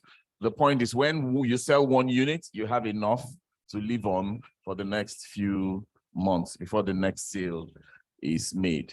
If the product or service is such that you are playing in the crowded category where it's more or less like a rat race and everybody is trying to get an advantage, then by placing yourself in that category, you will have to fight the fight. It almost becomes like a dog fight at some point in terms of what it is you can position, how well you present your opportunity, how well you sell your benefits to get the clients to buy into your idea. Some clients require that you come and make presentations. I think I'm aware First Bank does that. In that presentation, that is your opportunity to show why your product or your service stands far and above the rest or the competition. In addition, you also have to bear in mind, are you playing for the long term? Do you just want to get that one business and your life is made? Or are you thinking, listen, I can do this and hope for what comes after, and hope for what comes after, and build a long-term relationship? That balance, or how you juggle those balls, is usually a decision the client, the partner organization has to make. And you have to put all those things into consideration at the point you are presenting that service. You also have to put it into consideration at the point you are building or creating your product or your service to determine who you will be selling it to. At the end of the day, and I'm sure all of you know this, you probably know it better than we do. If you have a good product, you have a good service, your clients will come looking for you. This is the truth. It may not happen as frequently as you expect. You may not win every bid, but you have a good product, you have a good service, you market it properly. The client who will buy into your service is going to come find you. So you may lose some battles, but you will win the war. Focus on making that product sell itself. Make sure the benefits are right, they key into the right needs, and it's just a matter of time. So this is my response. I don't know if it answers you or thank you very much. The question is not from me. I hope that our partner who has asked that question has found that response useful. Thank you very much, Harold, for providing that response. We do have some questions. I acknowledge your questions, Olapoju Oladini from Wellstock, and I acknowledge your question, Chibunwafo, although they are not directly related to the presentations that have just been made, so we'll probably park them until when we have the general session to take those questions. But thank you very much for your questions. We acknowledge them, and we also acknowledge the other partners who have joined us online. So far, we have a total of 166 attendees joining us virtually, and we hope that you are keying into the session and hearing us live and clear. So in the absence of any other question for Edet Bassi, I think this would be a good place to appreciate him as he takes his seat. A round of applause, please. We will love to quickly take this session on the operating in the new normal, the presentation from business operational risk and business continuity. But just before then, I would like to acknowledge the presence of the Group Head of Internal Control and Enhancement Group, and an executive member of the bank's Price Monitoring Committee who joined us while the last session was ongoing. Ladies and gentlemen, please welcome the presence of Mrs. Omolade Olawore. To take us into the next session, ladies and gentlemen, we'll have Mr. Abiodun Akintoye from our Operational Risk and Business Continuity Department to speak to us on operating in the new normal, the imperatives for supply chain resilience. Please welcome Mr. Akintoye, please.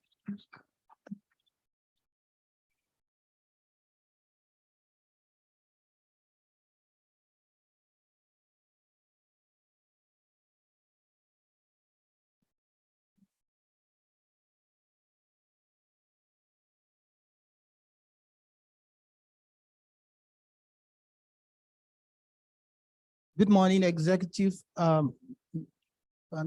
representative of the executive management team here. Good morning, all our strategic partners and vendors in the house. And then good morning, distinguished ladies and gentlemen. It's my great pleasure to be here this morning to speak to us on a topic that we titled Operating in the New Normal, the Imperatives for. Please, just 1 second, please.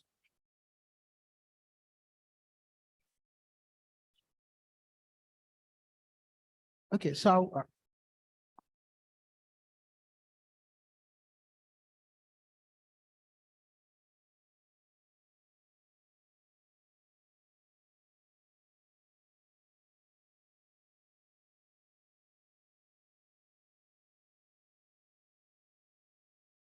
All right, apology.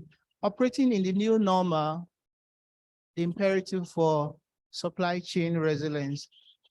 Without missing words, so much has been spoken today, right from the introductory remark of the ED CFO and the other presentations.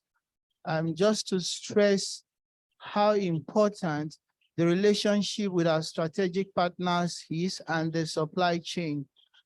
Because of our time, I would have loved to ask one or two questions for us to ask how we're able to navigate and weather the storm of the COVID-19.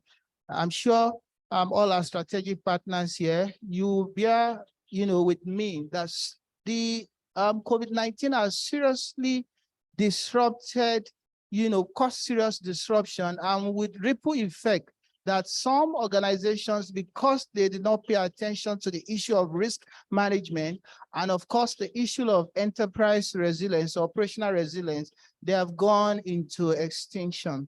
So it's very important today, as we begin to look at the next normal, the next normal. So what are the scenarios? What are the disruptive incidents that can impact to us as an organization? In doing this, I always like to go through our mission, vision statement of the bank. You can, our vision to be African Bank of First Choice, our mission statement to remain true to our name by providing the best financial services possible. And of course, our core values, EPIC, entrepreneurship, professionalism, innovation, and customer centricity. There's a quote here that says, "It is not the strongest of the species that survives, nor the most intelligent that survives. It is the one that is most adaptable to change," by Charles Darwin. As an organization, until we focus seriously on this, how we can adapt, looking at what can impact to us as an institution or organization, even as us as a bank or strategic partners, irrespective of the industry in which we operate from, consulting, fast moving commodity goods, name it. Once we are not prepared, once we are not ready, once we are not talking about operational resilience, then the issue is a question of time. There will be serious problem. And that's what happened when we look at the COVID-19. If we flash back, suddenly the whole world was caught in a storm. Imagine organizations that have not been focusing on this incident, have not also been thinking about how do I build capability either from IT, as we're in the world of digitalization, how do I build resilience across my people, talking in terms of staff, which are most prized asset. How do I build resilience across my processes and make them more robust? And am I focusing on external events and extraneous factors that can impact on my organization and can become a showstopper? So supply chain caused by systemic shocks like COVID, not only COVID, I'm sure if we flash back 2008, when we talk about the global financial crisis, we all knew what happened and the ripple effect of this across the world. Brexit, we also know the issue of Brexit, and currently the issue of Russian and Ukraine tensions seriously have impacted on supply chains and further underscore the imperative for operational resilience. And whether we like it or not, this certainly won't be the first or the last disruptions that we're going to have. So the question then is, how do we build supply chain resilience to prepare for the next disruption? I mean, that's the bread for thought for all of us. Many organizations were faced to close down simply because they never envisaged the extent and the impact of the global, that's the COVID-19.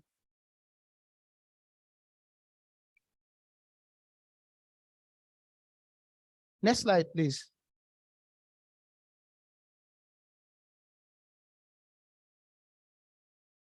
So how do we define operational resilience? Somebody said If you pick a rubber ball and you throw it against the wall, the rubber ball, of course, will bounces back.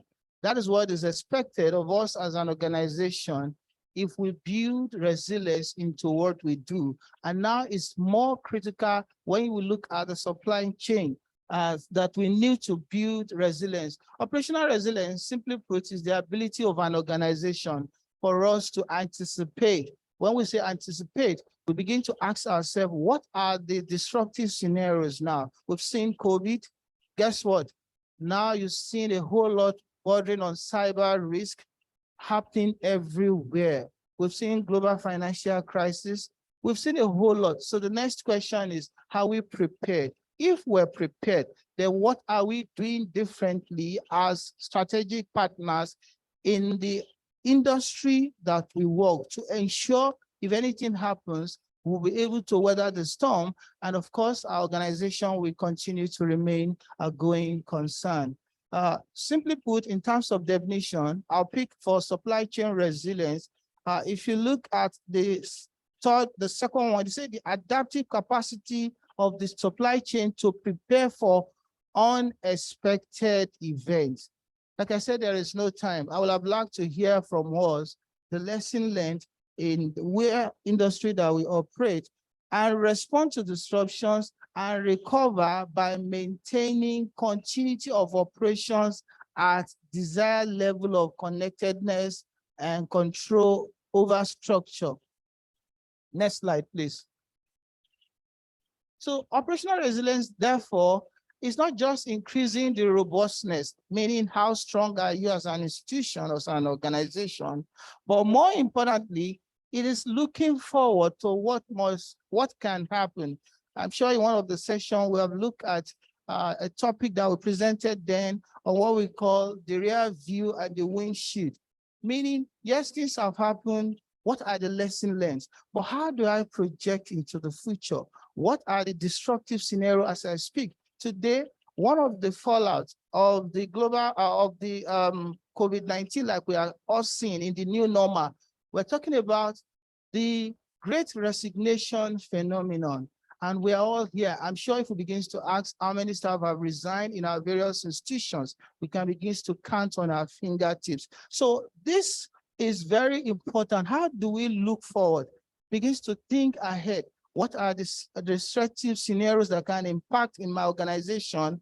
Do I have enough capabilities from people, from process, from systems, and also looking at the external events and extraneous factors that can impact on my organization? Next slide. I'm not going to waste much time here.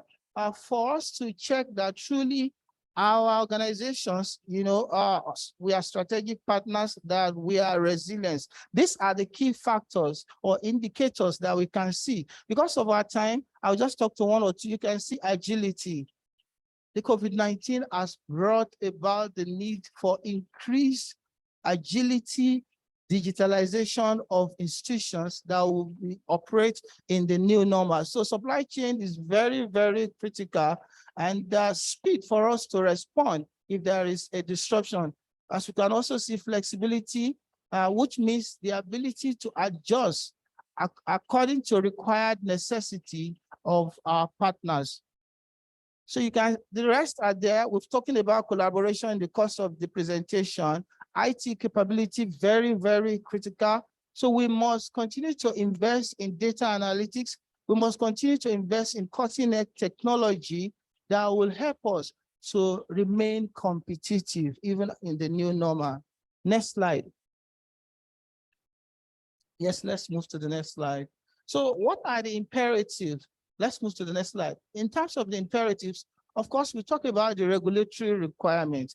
The regulatory environment has becoming more, tighter than before. My colleague of compliance has explained so much about the need for regulatory requirement, both local and international. So for supply chains, for us to be resilient, we need to be able to ensure that we are complying with all the local and the international regulations. Of course, we can't but expect to talk about emerging complex and business models which expose organizations to new and evolving vulnerabilities. Vulnerabilities are all over the place. So we need to begin to sit back, go to the drawing board and begin to ask ourselves these questions. What are the vulnerabilities in our system? How well is the control environment? What is the risk management culture in our organization? Like my colleague said, for us in First Bank, our top management, they actually support, and not only support, they are the driver's seat to ensure we embed a compliance and risk management culture. So we also expect that as strategic partners, you also work with us in this journey, which we trust that you have been doing. As you can see, recent high-risk event we've talked about then has led to serious operational failures, and it has revealed serious gaps in supply chain. So, which is why we need to increasingly ensure that we build resilience. And when I say operational resilience, from people, from process, from system, and we also look at external events that can impact negatively on our operations as an institution. The scale and pace of innovation. Today, any organizations to remain relevant, innovation and creativity are the hallmarks as strategic partners. Whether we are IT, we're supporting IT, we're supporting general services, HR, we're dealing with people, resourcing, innovation and creativity. Nobody will have thought that today people, organizations will adopt flexi work model or hybrid work model where staff will be working directly from home, aside from the COVID, even in the new normal, which is what we're doing now. And until we're able to attract the best talent and put, strategies in place to build resilience for the people, attract the right talent, and also retain them, then of course, then it means there will be issues, vulnerabilities, and which will also not be okay. Okay, so the rising cost of not being resilient, of course, we have seen the implication of that. Most organizations have gone into extinction simply because they were not ready when the COVID-19 started. And while we always look at the downside, in terms of the risk, COVID, there are a whole lot of opportunities. We also look at the upside opportunities that, it presents. So in the new normal, flashing back and looking at the opportunities, how we're able to navigate and weather the storm, we need to also ensure we maximize such opportunities. Let's move on to the next slide. So how then do we strengthen supply chain resilience? We have agreed now looking at, what has happened pre-COVID, COVID era, and recent development, Russia-Ukraine war, and also saying that, look, this is not the end of it all.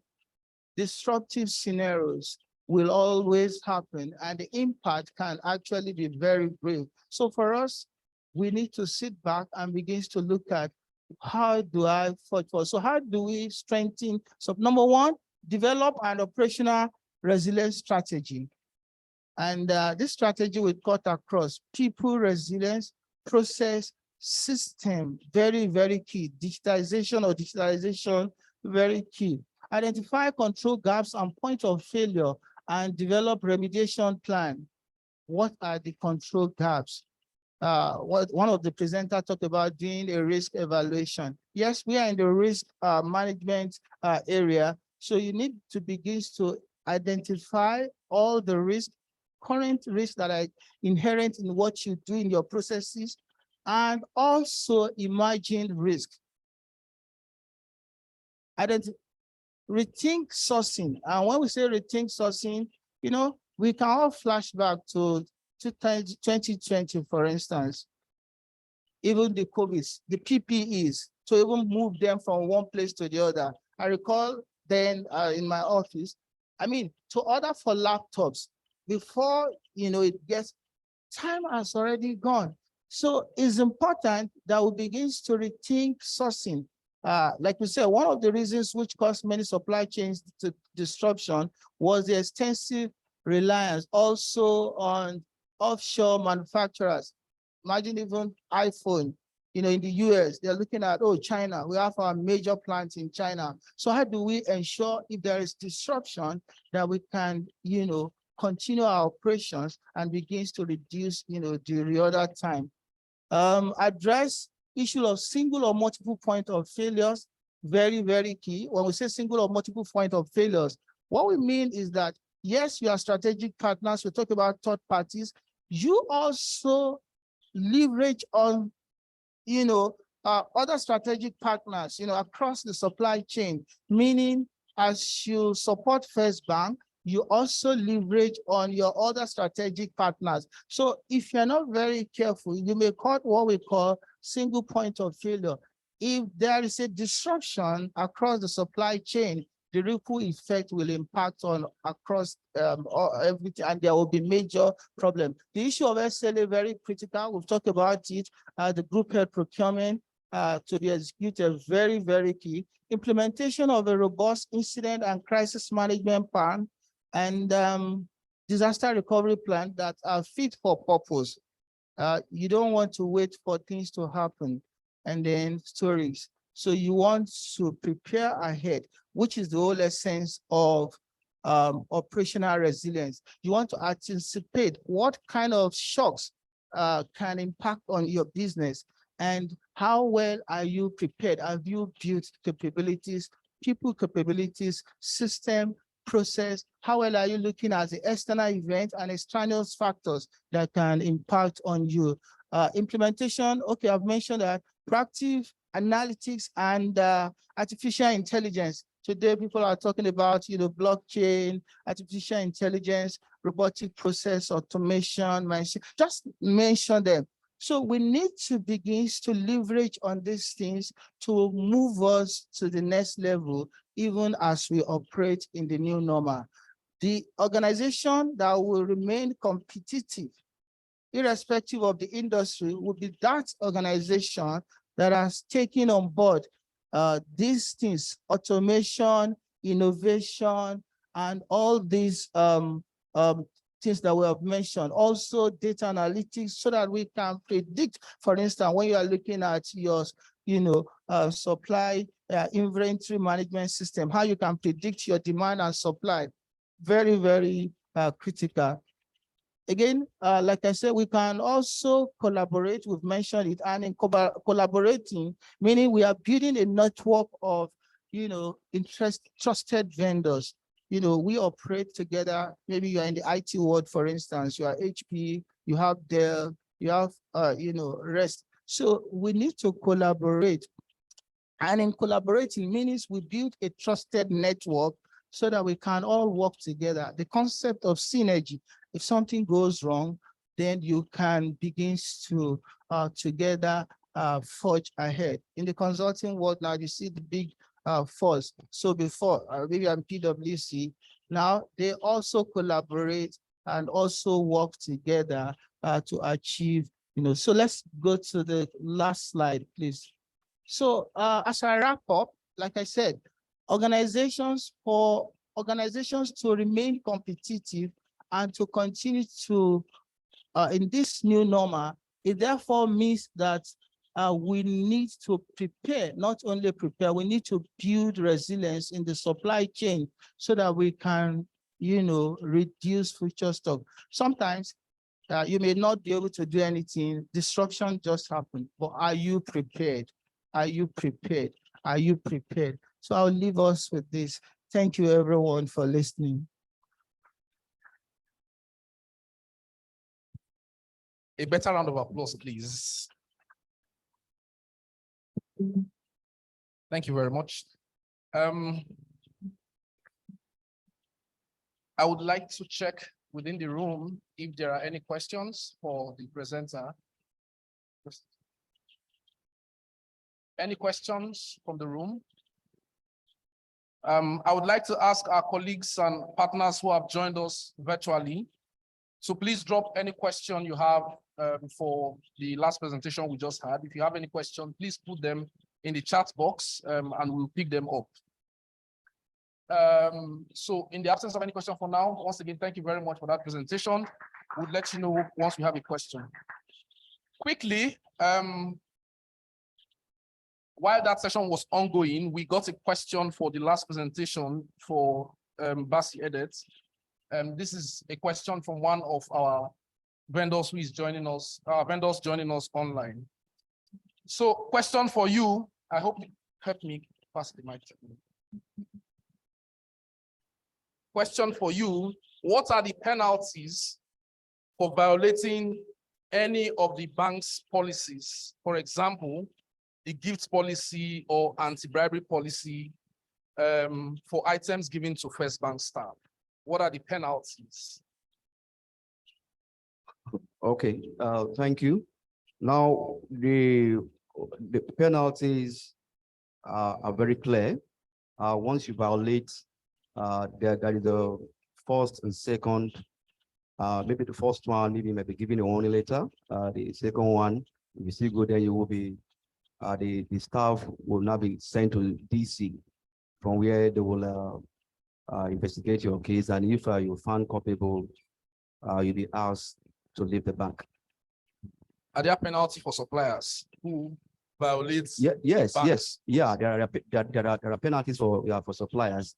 You know, like if you know, but you know, we actually say that if you probably maybe you will still insist on giving a gift, the staff that collected that gift should declare that gift to the chief compliance officer.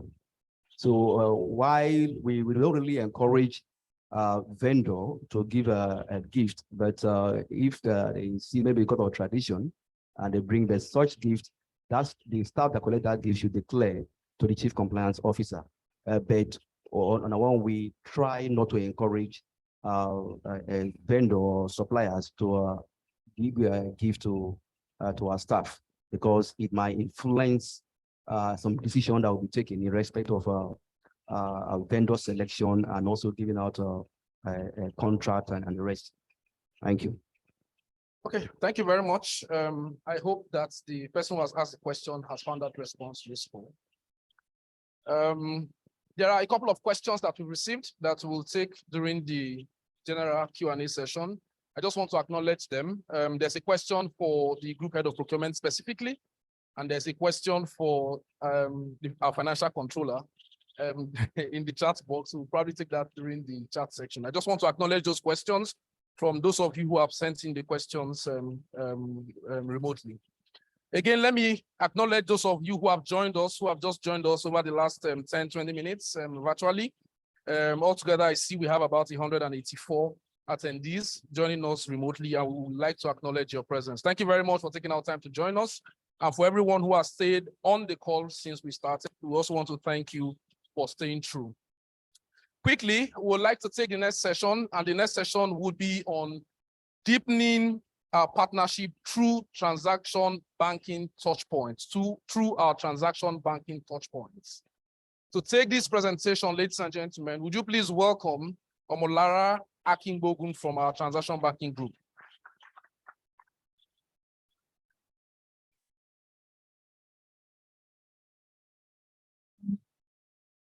Good morning, execs on this call. Good morning to our partners, both online and in this room. My name is Omolara Akinbogun from our transaction banking group. And I'm here to tilt the table a bit. So I'll be speaking to you as my clients and not as my vendors. And I hope I'll have all your ears. So I'll be talking to us about deepening our partnership through transaction banking touch points. So, and this rests on the theme of this program, which is sustainable supplier-client relationships. So we are looking at having a win-win relationship between us. We're looking at having us support you as you journey through your business. We are interested in seeing your business grow. So we want to support you along this journey. And that's why we are given the opportunity to talk to us about the various touch points First Bank can also support your business. So transaction banking, what do we do? As a group, we manage the bank's cash and trade business. So that means I'm interested in your cash business, your payments, your collections, and also your trade business. I know a lot of our suppliers, you are into buying as you're selling to us, you're sourcing your products from somewhere. So you are into trading, you are importing as well. So you're involved in importation. So that is part of why I'm here. Also in your payments, your cash flow, how you make your payments, how you receive your receivables, how you manage them. Those are the touch points we want to talk about. We also have some ancillary businesses that we also manage from out of transaction banking, like escrow agency. We have as an escrow agent, and we also provide some settlement services to some of our clients. Next slide, please. What's our goal as transaction banking? Our partnership model that we would like to run with you rests on our EPIC as a bank, and my colleague spoke to that. So entrepreneurship, professionalism, innovation, consumer centricity. As our customers, in all that we do, you are in the center. So even as we handle your business, even from our entrepreneurship point of view, we want to see your business grow. And we offer this service in a forward-thinking manner, just like the speaker before me talked about COVID and the impact. So we are not offering services that is reactive. As a bank, we are offering service that is innovative, so that when the storm comes, the business has enough resilience to stand. Like I said, our solution is a win-win. As you are a vendor to the bank, you are also our client. So we want this relationship to be on a win-win basis. And what are the touch points? We said deepening our partnership through the transaction banking touch points. So from the transaction banking perspective, I've talked about cash management. So we're interested in your payments. Even you also have vendors. You make payments. You have your staff, you pay them salaries. You have your regulatory, your taxes, and all that. So we are interested in how you do all this.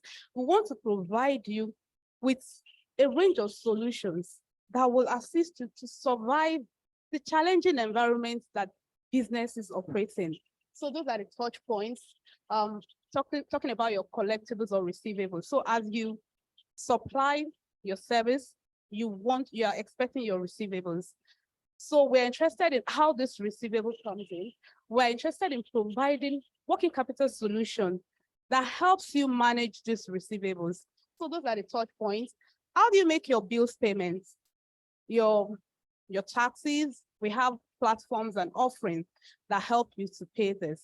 Some of these bills, other bills, your DSTV, your utility bills, we have platforms that is able to help you to make these payments. I've talked about regulatory remittances, also liquidity management. So you have accounts all over different banks.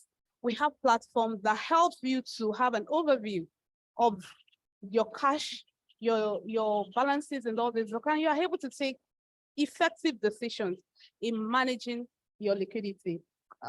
Also, I've talked about the working capital solution, which speaks to the supply chain. So we provide services that will help you manage your receivables. And next slide, please.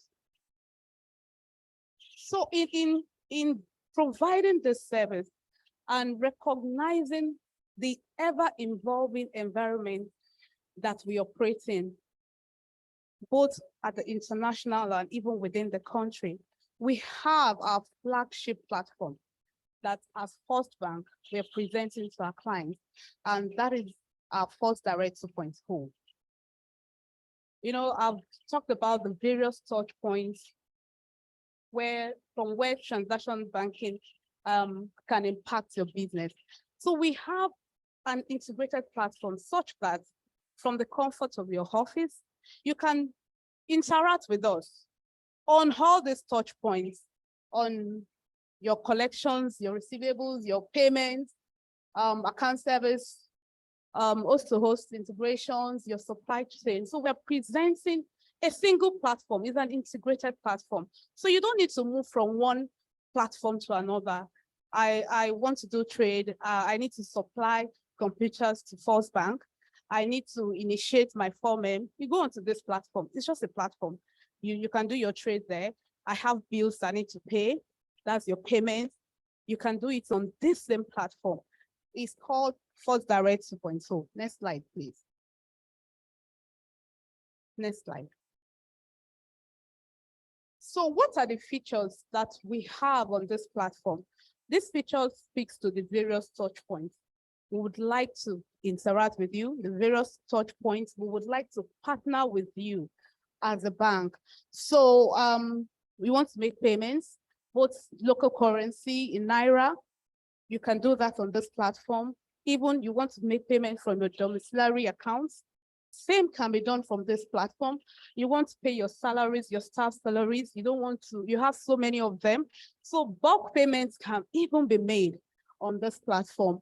Also, recognizing the evolving nature of the business environment, we have APIs connection that we can link this platform to your ERP, such that you don't need to move from your internal platform to come and work on First Bank platform. There is API connections for all this.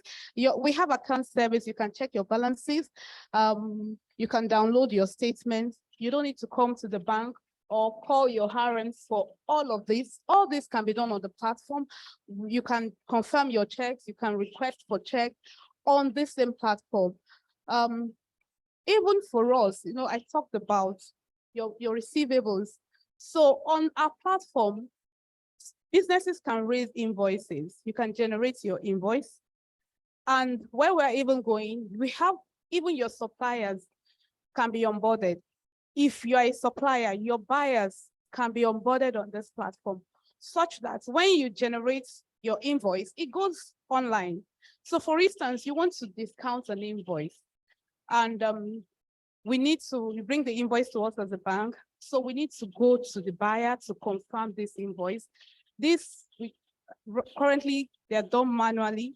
And some buyers are like, I don't deal with paper. But on this platform, you can onboard your buyers. And good enough, if they are First Bank's clients, it's a straight through. So you raise your invoice on the platform, the buyer can accept, and it's easy for us as a bank to discount such an invoice. So those are part of the flexibilities. Next slide, that's our First Direct 2.0 will offer. And when you talk about some other industry platform, you can connect to them on our platform. So you want to make payments, government payments on Remitter from First Direct 2.0, you can do all of this. So what part of what we're offering is the dashboard. So you are even able to customize the dashboard to generate your reports. This is just an example of a dashboard that shows the payments that a client has made.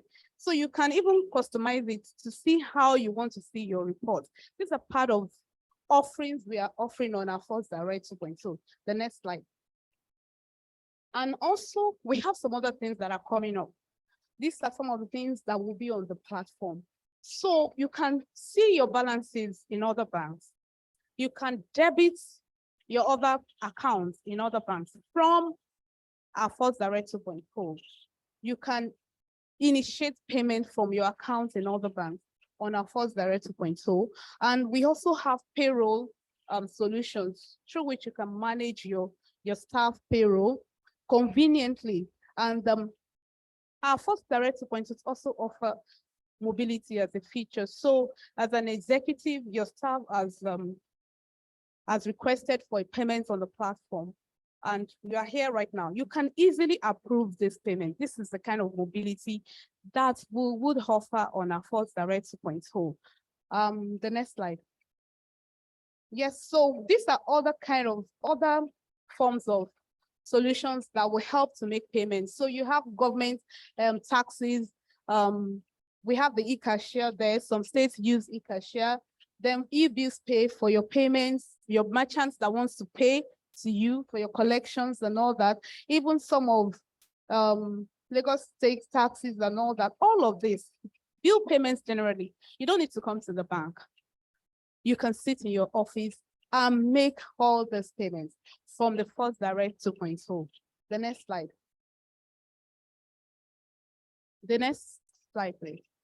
Yes, so like I said, it's an integrated platform. So for those that are into imports, you can, from this platform, you connect to the CBN single window, register your Form M, send your LC request to the bank. So you don't need to take papers around. And from these same platforms, you can get your SWIFT copies when the LCs are issued. You can check your trade reports. So you don't need to call your account officer and say, oh, this LC has this been paid. All those information, you can get all of this on the First Direct 2.0. I've talked about liquidity management, which is the best tool for treasurers. You're able to see your balances. Remember, you can see your balances in other banks. So you're able to move funds as you wish. And I think I've spoken about the supply chain. So from our First Direct 2.0, we're able to discount your invoices. We're able to finance your LPO because it's an hand-to-hand. The ecosystem, your supplier is on the platform. If you are the supplier, your buyer is also on the platform. So it's easy for us, even as a bank, to provide the financial support that you might need in terms of discounting your receivables, providing support on your LPO order, and all other supply chain working solutions. The next slide.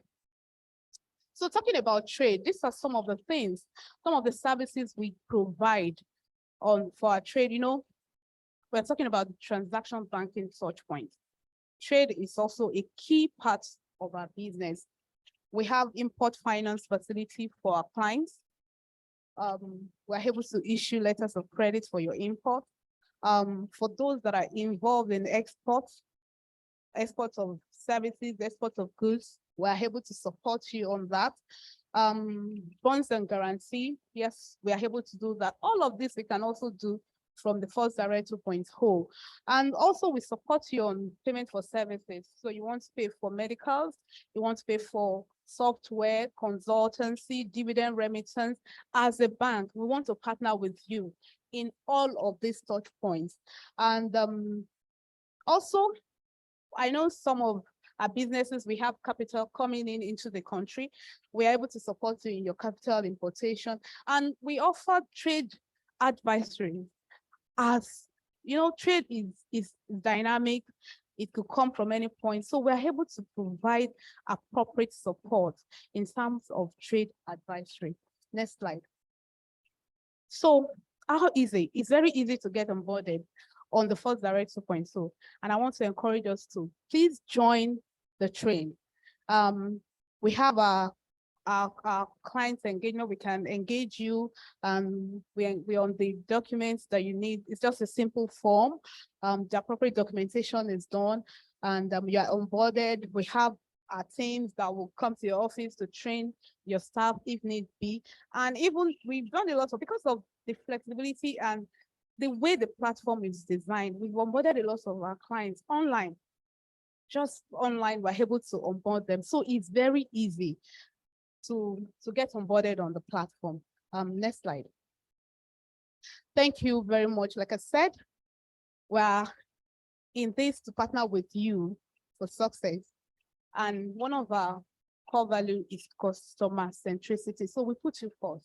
Even as we design this wonderful platform, we want it to be a win-win situation for you and for us. Thank you very much.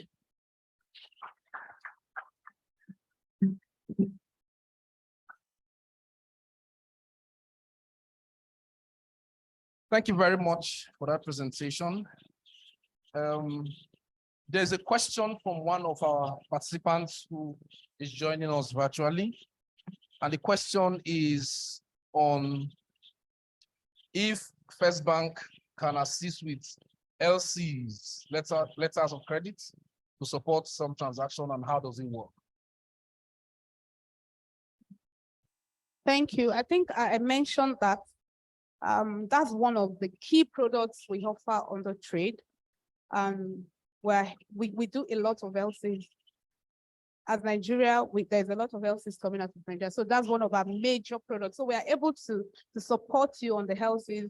The first thing is go to the single window. Like I said, from our platform, you can actually get into the first bank, Central Bank of Nigeria single window, complete your Form M, it flows to us as a bank.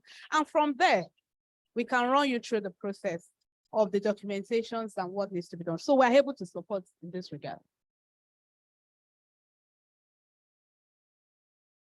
Okay, one more question from Oluwafemi, who has just asked. My question is directed to Omolara. On what percentage of service charge do you offer trade to your vendors? So in terms of service charge, I want to believe that, trade, like I said, there's Form M, there's service charge from CBN, there are standard fees. Banks are regulated. So even for us as a bank, our tariffs are regulated by CBN. So we have tariffs that are regulated. However, we are able to give concessions where there is justification for that. So there are various charges depending on the points where we're coming. So I would like that. I don't know if through our procurement, they can get in touch with us so we can discuss more on this service charge. Thank you very much. I'll need to check across the room if there are any questions for her from her presentation. Great. Please help me pass the microphone to you. It would be great to introduce yourself and what organization you represent. We ask a question. Thanks.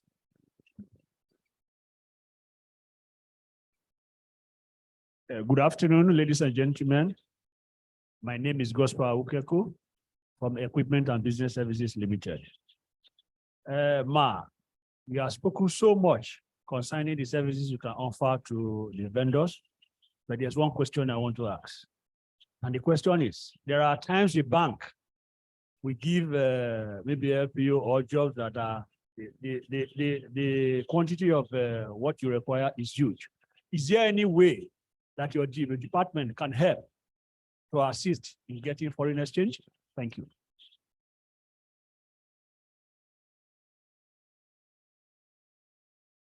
Okay, thank you. Thank you very much, sir. So in terms of foreign exchange, of course, we know that CBN is the largest supplier of foreign exchange at the market.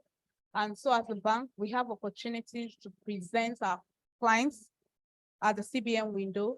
Also, we have other sources. So we have clients that are willing to sell. So we are able to match them with clients that are willing to buy. So we are able to provide all these platforms. So if you want to go to the CBN window as our clients, we take you to the CBN window. And if you're willing to source from the other windows, like the higher and high windows, we have platform for that. So we are able to do that, sir. Does that answer your question? Thank you very much. Okay, another question.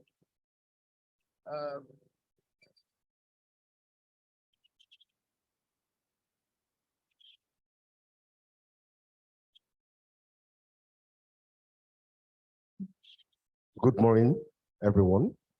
My name is Oladiji Oladele from Relax. Thanks, Madam Omolara Akinbugu. I think I'm right. You just mentioned how you can use Forex to support your partner's business using CBN windows. To what volume can this be done? Knowing well that one of the major impacts that our suppliers we are suffering today is how to access these FX. So to what volume can that be done? What volume? Probably if I need Forex now, what is the amount you can make accessible to me for my business? Thank you. Okay, thank you very much for that question. And while I might not be able to speak directly on volume. What I would like to say is that as a bank, we take the request to CBN, and CBN also they have limits. They have limits for us as a bank. We can only bring this volume. So imagine our clients. So we have to kind of prorate. However, what we encourage our clients is in doing your business analysis, putting your figures together and all that, you don't look at CBN Wido exclusively. Because like I said, they are the largest supplier. So they have, the request is huge. They are not able to give 100%. So in doing your analysis, please don't look at CBN Wido as 100%, because even when we take to CBN, they give 10%. I've seen I saw one allocation, $600. $600. If I were discussing, somebody said they allocated $1. $1. So why would you be doing your business analysis, your figures, looking at CBN 100%? That means it's going to take you over a year to clean out. So yes, I can't say we will be able to take you 100% at a go. And it's done every 2 weeks. So we have clients. So we prorate this. We do our best to prorate this, but we encourage our clients to please look at blending their rates. Thank you very much. I hope I'm able to answer your question. Okay, you're not 100% happy, yeah? Good afternoon. Please hold on. There's one question I really would love to let her sit, right? Is this question related to her presentation? Your question, is it related to it? Okay, let's hear you then. Okay, good afternoon. Thank you for your responses. I was thinking the intervention of the bank would protect clients. Oh, sorry, Sheriff Adekoya from Crosswalk Data Link. I was thinking intervention of the bank from helping us source FX would protect us from the volatility. But I discovered that one of our transactions that we held with the bank, we were meant to make some supplies, and we had negotiation for the LC at a certain rate, 410, and between the commencement of the opening of the LC and when the FX that was sourced was completed, we had various values deducted from our account from 410 to 415, 420, closing finally at 447. And funny enough, the negotiation was done around 410. How do we manage that? Do we have any elasticity from the bank to look through that and go back to the negotiation? Okay, so maybe in terms of renegotiating and all that, I might not be able to answer that. That's for procurement. But like I said, as part of our advisory service, in negotiating for this kind of transactions, I'm advising that we please use a blended rate. It just goes back to that advice again. Don't negotiate contract just looking at the CBN window. Okay, as a bank, we even have allocation. From the tiny allocation we have to take, we are not the one that allocates. We take all the clients. So it's not a bulk figure we take CBN. One by one, the transaction is taken to CBN. And the bank has graciously given a portion of the bank's allocation to procurement-related transactions. So even to the detriment of some of our clients that we are going to, the transactions they're paying and all that, we take procurement-related transactions to CBN. And it's whatever they allocate that will come back with. So you might see these rates changing. And that's why we are saying, have a mind that you're going to blend the rates. Thank you. Okay, I know that there are tons and tons of questions around FX issues, and I have two of them here already from others who have joined us remotely. We will take at some point we'll allow the group head of procurement to respond to questions around FX issues and how we are managing those internally. Okay, I see a hand up. Is it related to FX again? FX? Okay, don't worry. I'm sure that the group head of procurement will address that. But one final question for you. Do we have a minimum amount we do on invoice discounting? We have a minimum amount. Okay. So Adewale, acknowledge your question on the minimum amount that we do on invoice discounting. The response to your question is that we do not have a minimum amount. So thank you very much. Let's say thank you and a round of applause for Lara for that presentation. We appreciate it. Okay. In the absence of any other question related to the presentation, we do have two questions from our virtual audience, general questions that I would love, specifically directed to procurement and FinCon. So I would love our head of FinCon to respond to this question and then the group head of procurement. So the question is from Chibu Mwafo.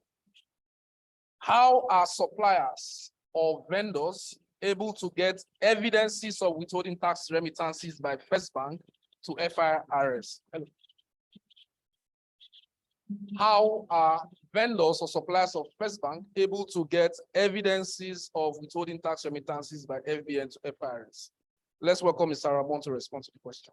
Okay, thank you very much, our vendors, for the question. For FIRS, which is withholding tax for corporate organizations, the current practice is that every organization is expected to register with FIRS, and you are supposed to go to the portal of FIRS to obtain your withholding tax receipts or certificate, as the case may be. This became much more effective, although they started the pilot run since 2017, but post-COVID, that has become the norm. And so First Bank cannot, because we do not even have the access to it again, get your withholding tax receipt for you. However, whenever there are issues, if FIRS come to you for audit and you have issues concerning any of the transactions you've done with us, we are always available to assist. We've done that a couple of times to assist our vendors to write to FIRS to clear issues around that. But for you to get your withholding tax, you need to properly register and go to the portal of FIRS to get your receipts. Thank you. Thank you very much. A round of applause for him.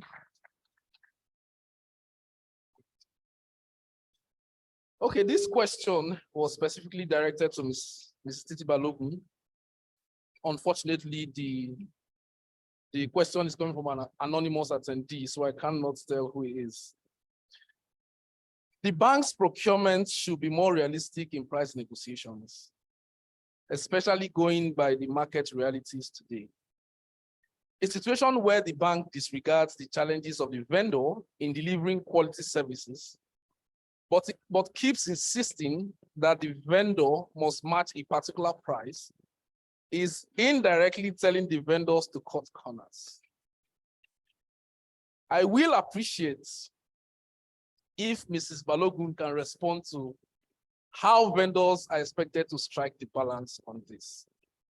Along with that, I believe that you will also respond to the question around issues on FX and what we are doing internally to manage it. Thank you very much.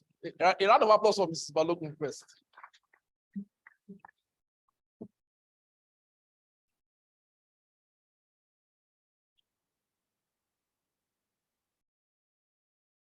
Yeah, good afternoon. Is it 12 o'clock? Good afternoon, everybody.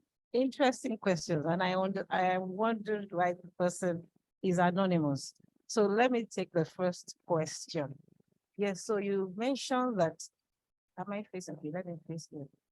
So first of all, we understand we are operating in the same challenging environment.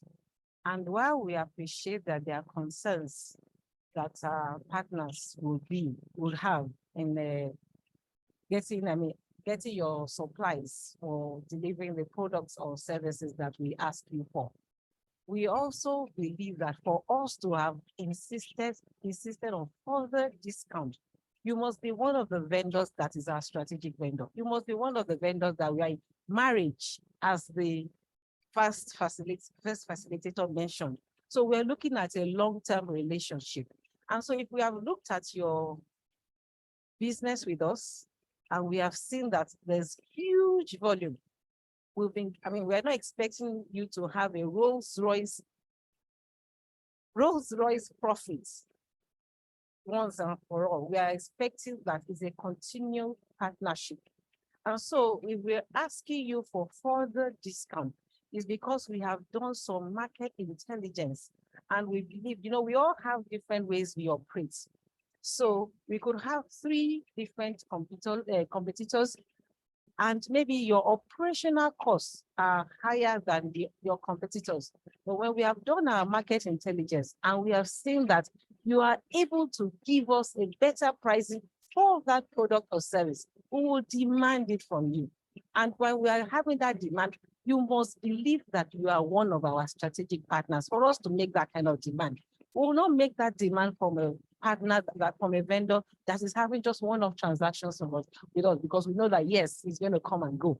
But when we are in a marriage, and I'm saying that marriage because I took that from the first facilitator, we bear it, we go together on, and obviously we will succeed together because we do not want your business to fail, because if you fail, we are also it's going to affect us. So for that particular company, I apologize that you feel this way, but I'm sorry, we're going to continue to ask for more and more from you, where we have seen that we believe you're able to come down a little bit on that particular transaction. So forgive us, and I hope I'm able to answer your question or make question.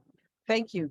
Then in respect of FX, last year we started this partnership negotiating with FX rates. And what we started doing is, you have a service or good that you want to provide to First Bank.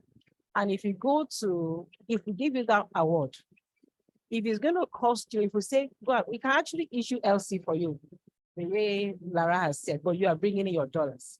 But for you to get those dollars, you would have sourced in the open markets. But we said, no, to help you, we'll issue the LC for you. And we started it last year. We'll negotiate the NAFEX rates.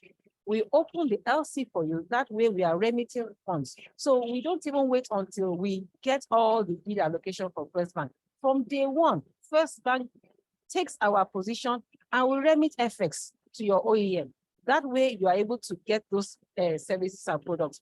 But we now, at the bank, we now have to source for that FX through the circle that CBN is giving us. And as Lara said, some of those transactions, we may not close it for a year.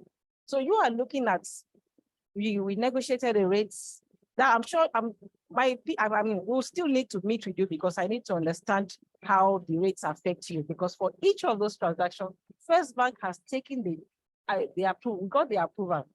Yes, we negotiated this before. At the time of making those payments, we are the ones that are bidding for the FX. The vendor, you would have gone, will release your margin once you have delivered the goods. But the bank still has to continue to source. And so we have that open position in the bank, and we are the one taking the FX risk. So right now, you will see that last year we were able to move faster, but this year CBN allocation is dwindling and is dwindling.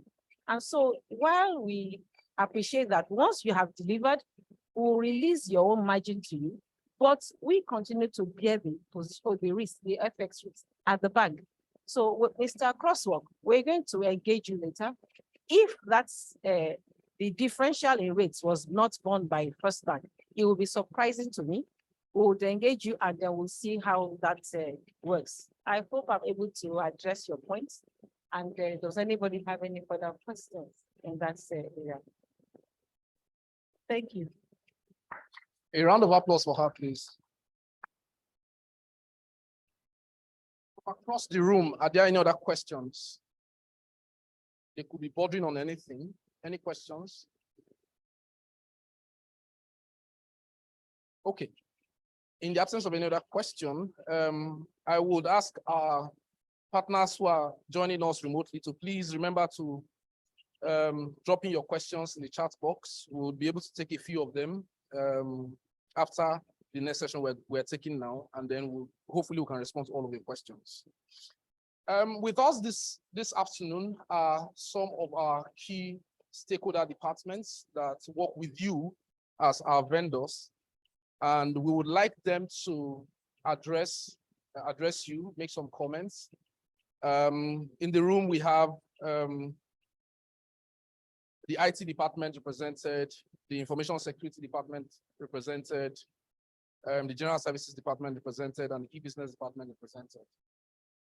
I would, in no particular order, invite the GE for e-business and retail products, Mr. Chimaizirin, to make some remarks. Some of your vendors are in the room. Some of his vendors are in the room. I'm sure he had some remarks to make. So please help us pass the mic to him.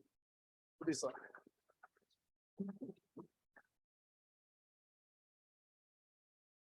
Good afternoon, our partners and my colleagues from First Bank. I'm an internal customer of procurement. So I'm here also as a guest. We are very proud of the structure that we have implemented as a bank, that manages our procurement, processes. Is one of the services that's based on my experience that is, the best in class in terms of standards. So as an internal customer, I'm very satisfied with the services they are rendering. And I also hope that our partners share the same experience with us. And I'm hoping that at the end of this interactive session, that we're going to grant, satisfied with all the engagements that we would have had with each and every one of us. And I'm hoping that, we continue, to provide what I would call, the win-win services, to us. We don't want their business, to be run at a loss. So also, we have stakeholders, we have shareholders, who are also looking at our net revenue performance. So, but at the end of the day, like the first facilitator said, we would want to have a mutually beneficial relationship with you. Thank you very much. Thank you very much, sir.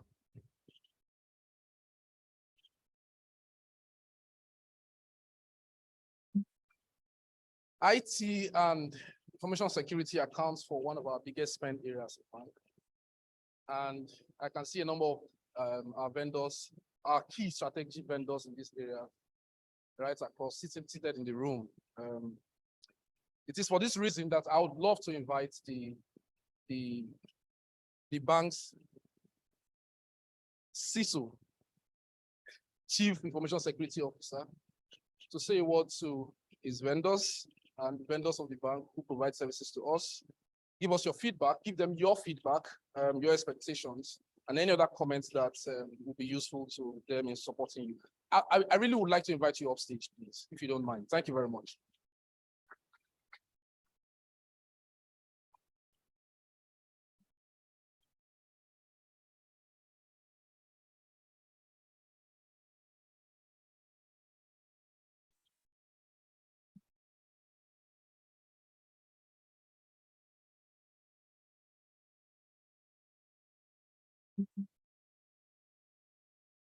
Good afternoon, everyone.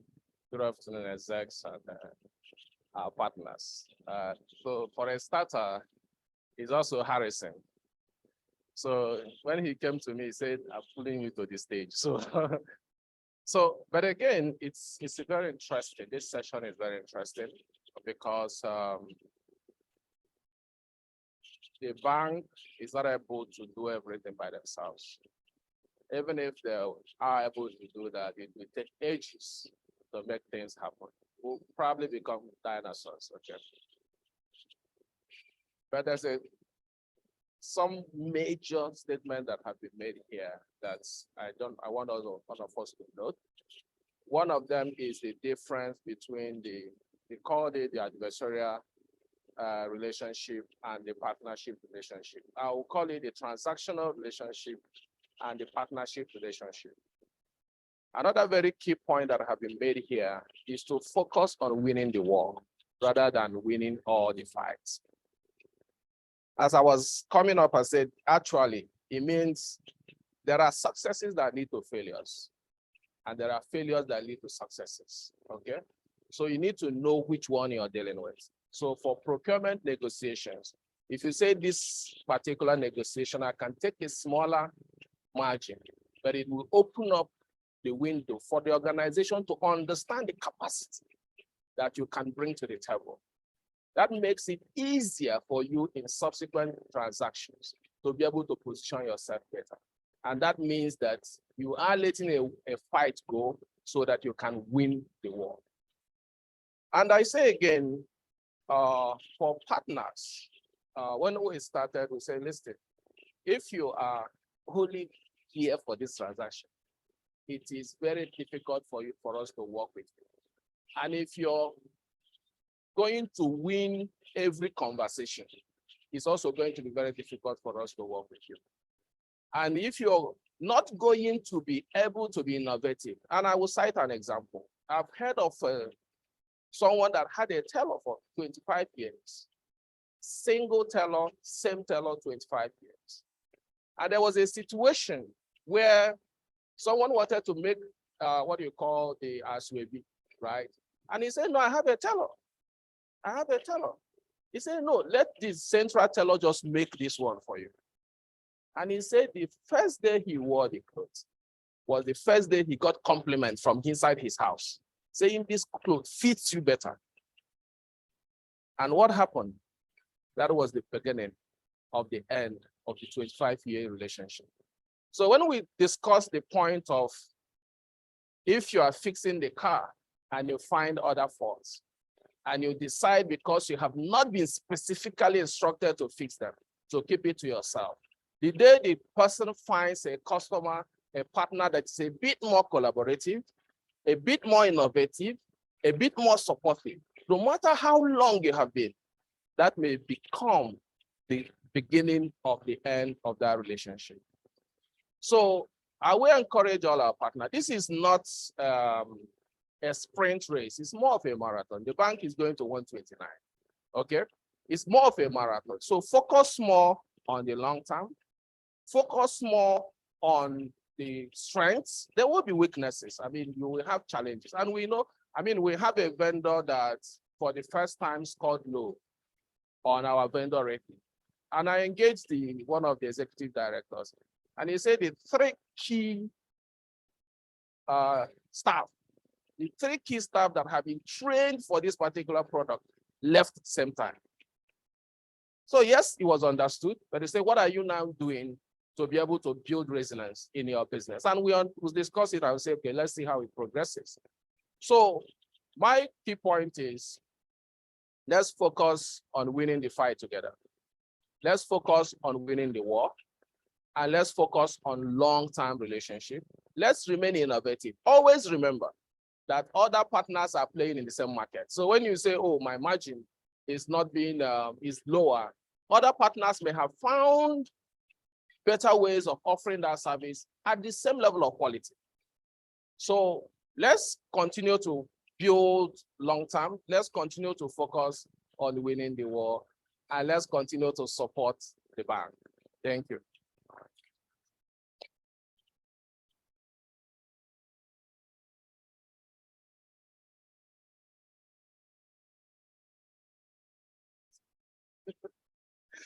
Thank you very much, my namesake.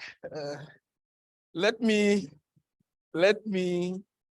invite upstage the bank's Chief Information Officer.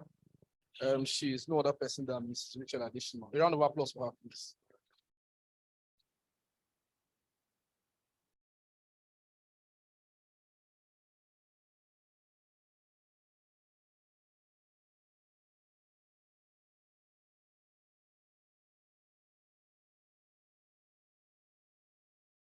Good afternoon, ladies and gentlemen.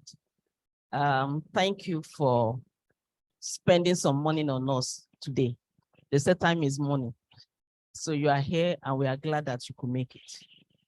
Okay, on my part, I would just want to share some internal secrets with our partners today.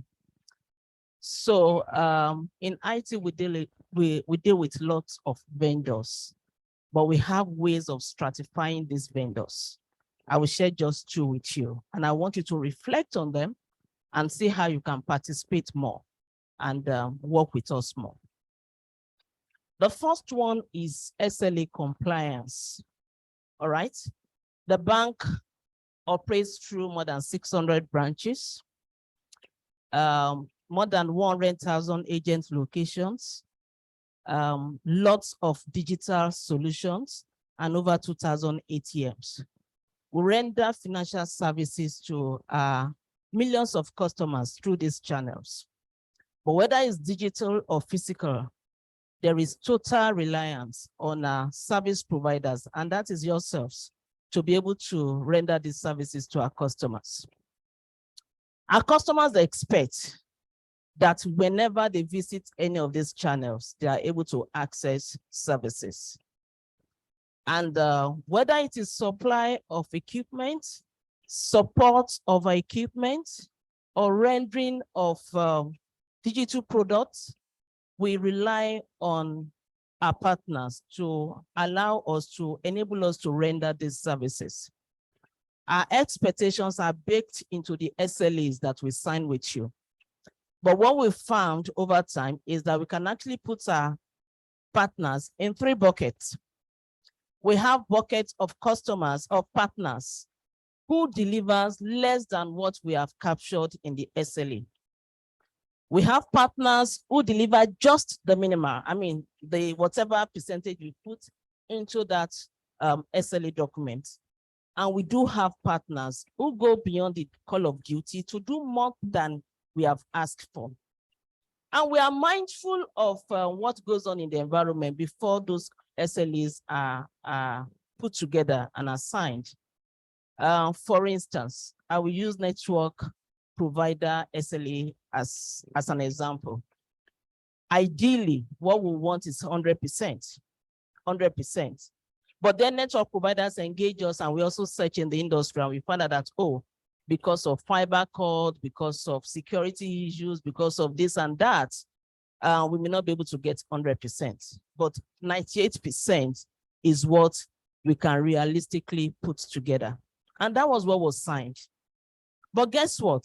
We have vendors who are able to do even more than the 98%.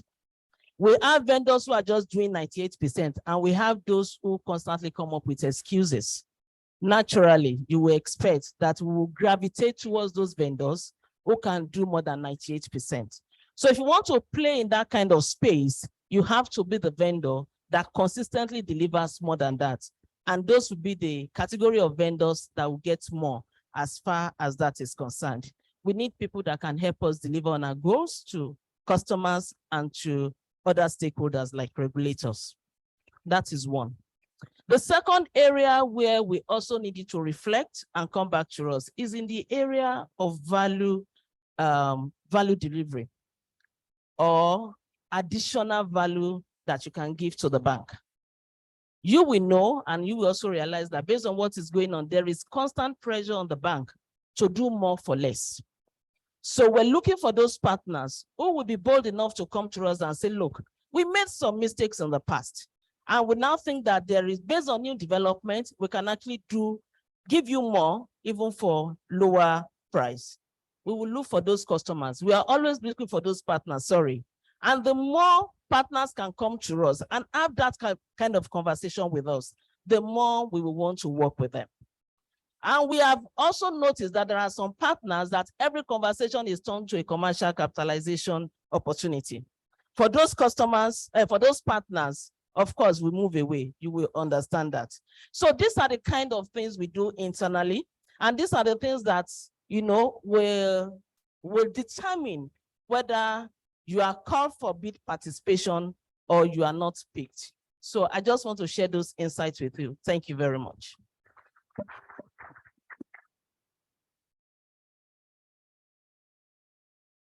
Thank you very much, Ma.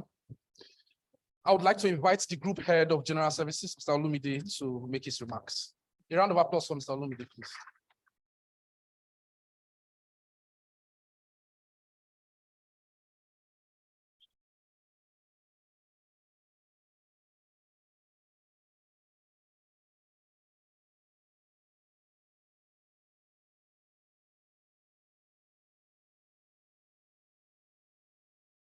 Good afternoon, the executive, and good afternoon, our strategic partner and my colleagues.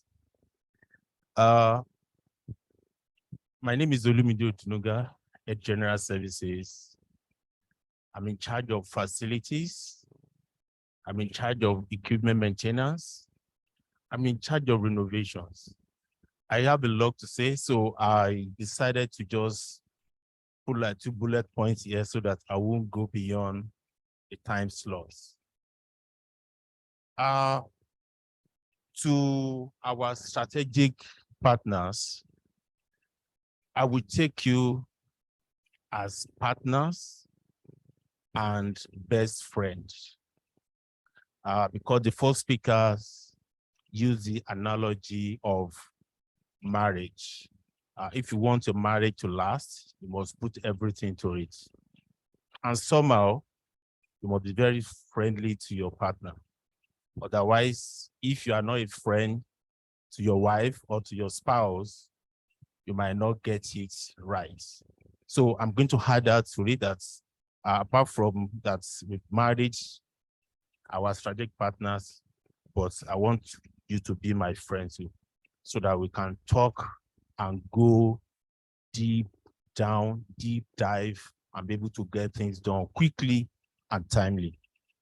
Yes, I have a lot of expectations from our vendors because I am actually dealing with, if not 80% of the vendors of the bank. And one way or the other, 100% of the vendors, they still have to go through my departments when it comes to payments. So again, I want you to be my friend and at the same time, our strategic partners.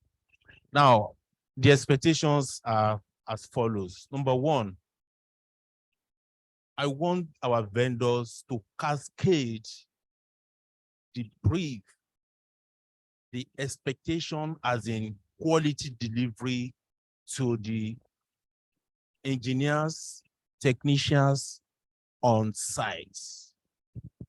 Yes, you might hide the prices from them, but the quality we are expecting, make sure you cascade it to the technicians on site. I would not want the situation whereby we are asking for Rolls-Royce and that's what you quoted for, and you just tell your technician to deliver a car, and that car might just be Peugeot 404 or 505, which is no more in existence. So what am I saying? Please share the drawings, share the specifications, share the expected quality with your team members that's going to deliver excellent service to us on site. Number two is on TAT in maybe far north or northeast. If we review our record, the way you vendors are representing us, are providing services for us in the far north or in the southeast or outside Lagos, I mean, everywhere outside Lagos, not the same way you are providing those services for us in Lagos. This is going to be an appeal. I'm appealing to you as a friend that when you want to send your team member to any locations outside Lagos, give them the enough resources, give them the specification they will work with, send the best hands there so that you don't need to do what we call double handling or rework. That is number two of the expectation I'll be expecting from our so-called strategic partner. And the next one is on the ability of you to do a little of R&D. I'm just using another term for it. People have been emphasizing on that. How can you add value to us? You need to be able to do research and development so that you'll be able to save us some cost optimization, materials optimization, new materials that can still give us the same quality. That I beg of you, please come up with such suggestion and way to move forward so that we can get value for our money. And on the last one, like I said, I don't want to go beyond my time. Please don't entice my team members with any cola, with anything. Don't give them soft drink when they come to your site to inspect. We are inspectors, we are supervisors, we are being paid, and we are contented with our payment. Thank you, and God bless you.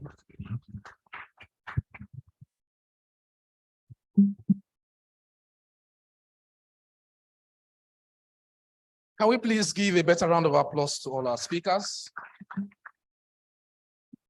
Thank you very much. At this time, we would love to take feedbacks from you as our partners. Are there some important feedback you would like to give to First Bank? We'll pass the mic around. We want to hear from you as much as possible. Please just say whatever feedback you have for us as a bank. Any hands across the room? Feedbacks? If there are no feedback, I will assume that we're a very good partner we're a very good client to work with, I guess. So that would be our understanding of the fact that there are no questions from across the room. Give me a moment to check if there are any other questions. Maybe one more question from our participants who are joining us virtually. A number of the questions here are related to FX issues, and I believe that our group head of procurement has responded to that. Okay, there are no questions here that we should be taking at this time. Let me, at this point, invite for our closing remarks, the group head of internal control and enablement group, enhancement group, Mrs. Omolade Olawore, to make the closing remarks. A round of applause for her, please.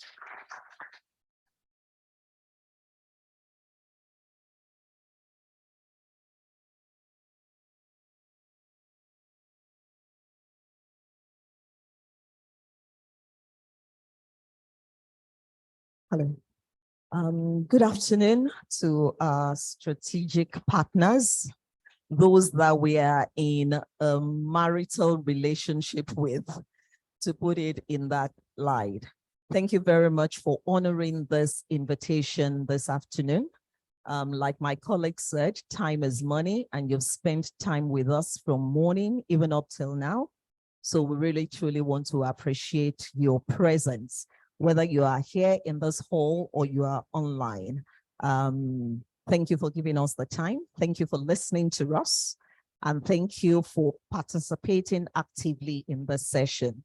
I'm here to present the closing remarks, and I do hope that I'll be able to succinctly provide a summary of same. And I will tag it what we are passionate about as First Bank. We are passionate about the environment. We're passionate about social relationship, and we're passionate about governance.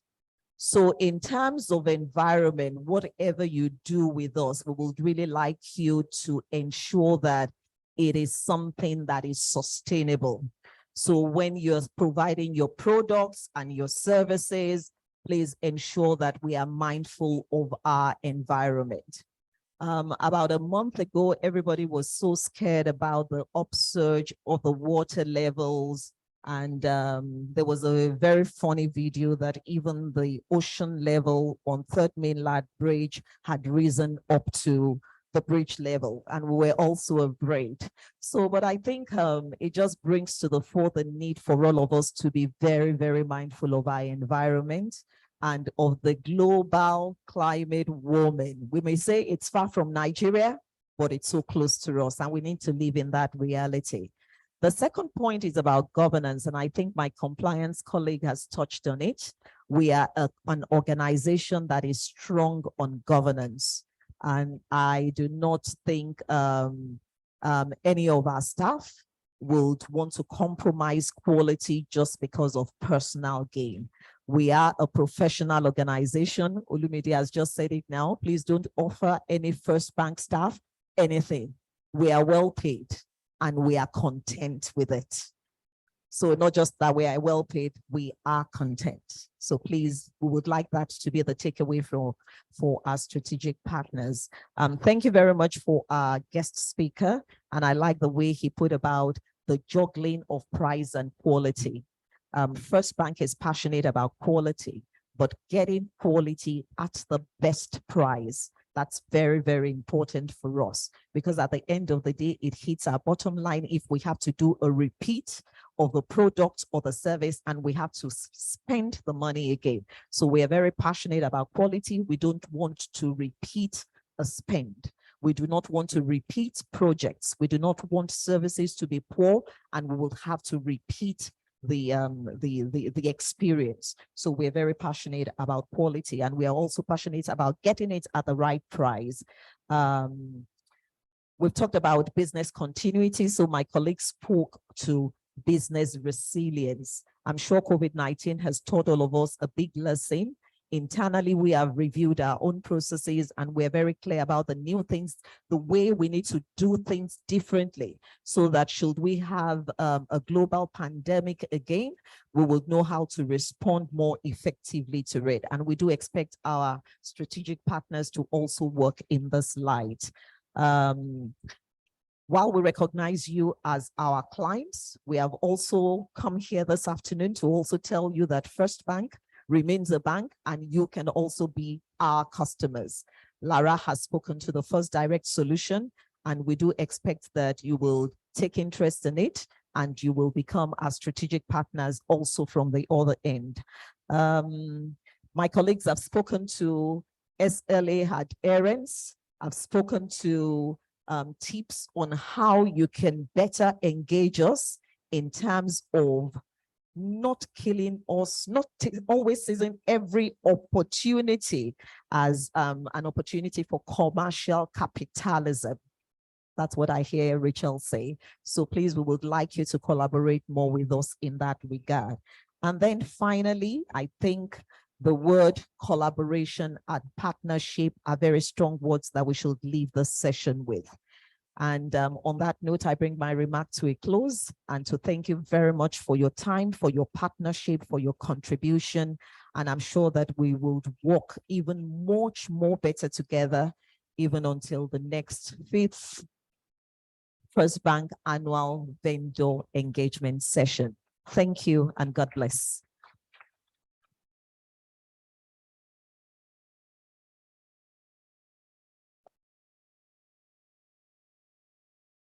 Thank you very much, Ma, for the closing remarks.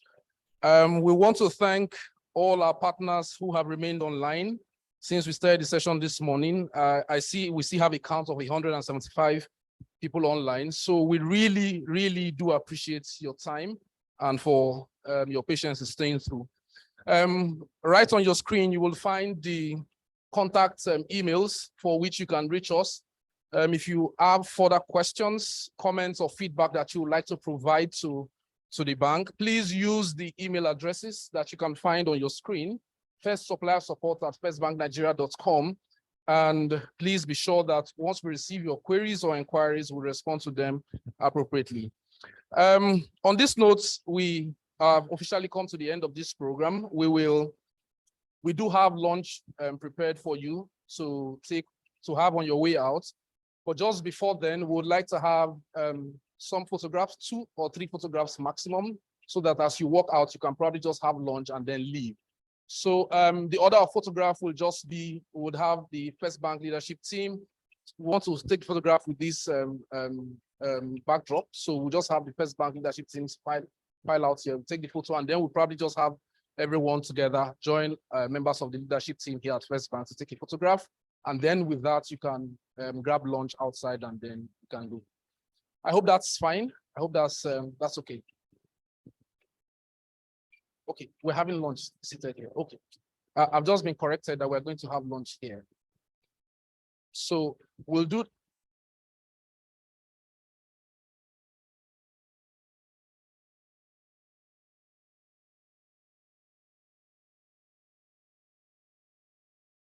So let's quickly have the photographs now.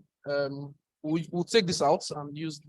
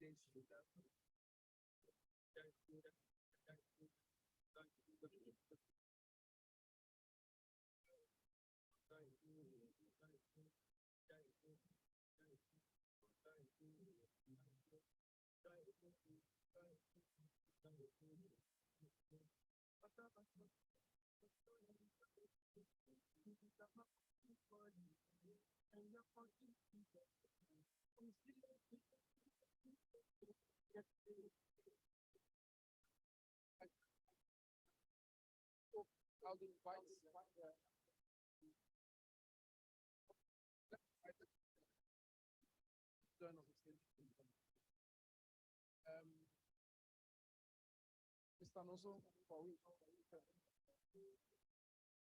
yes. Students, please join. Please join us. Yes, no chief. No. Please join. Please join us. Just off stage.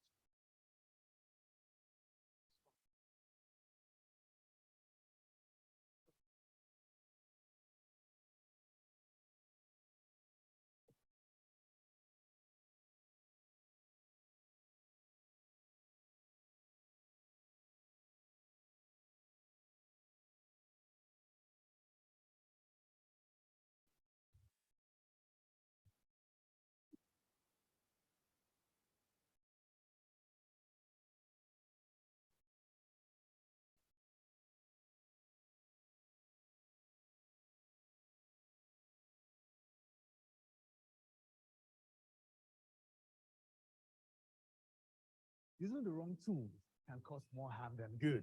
Same applies to business. Ask yourself, what does your business really need? Not sure?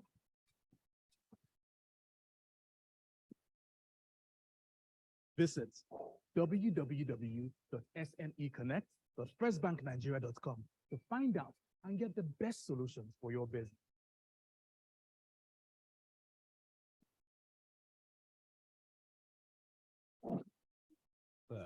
First Bank.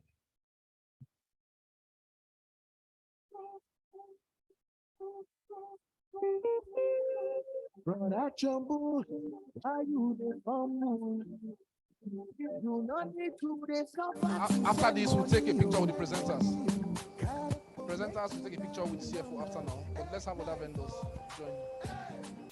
Make you know they wait. No need to dey stand for line. It is safe and secure. For me. For you. There's no number that could change your whole world. It no matter if you don't get data. Just pick your phone and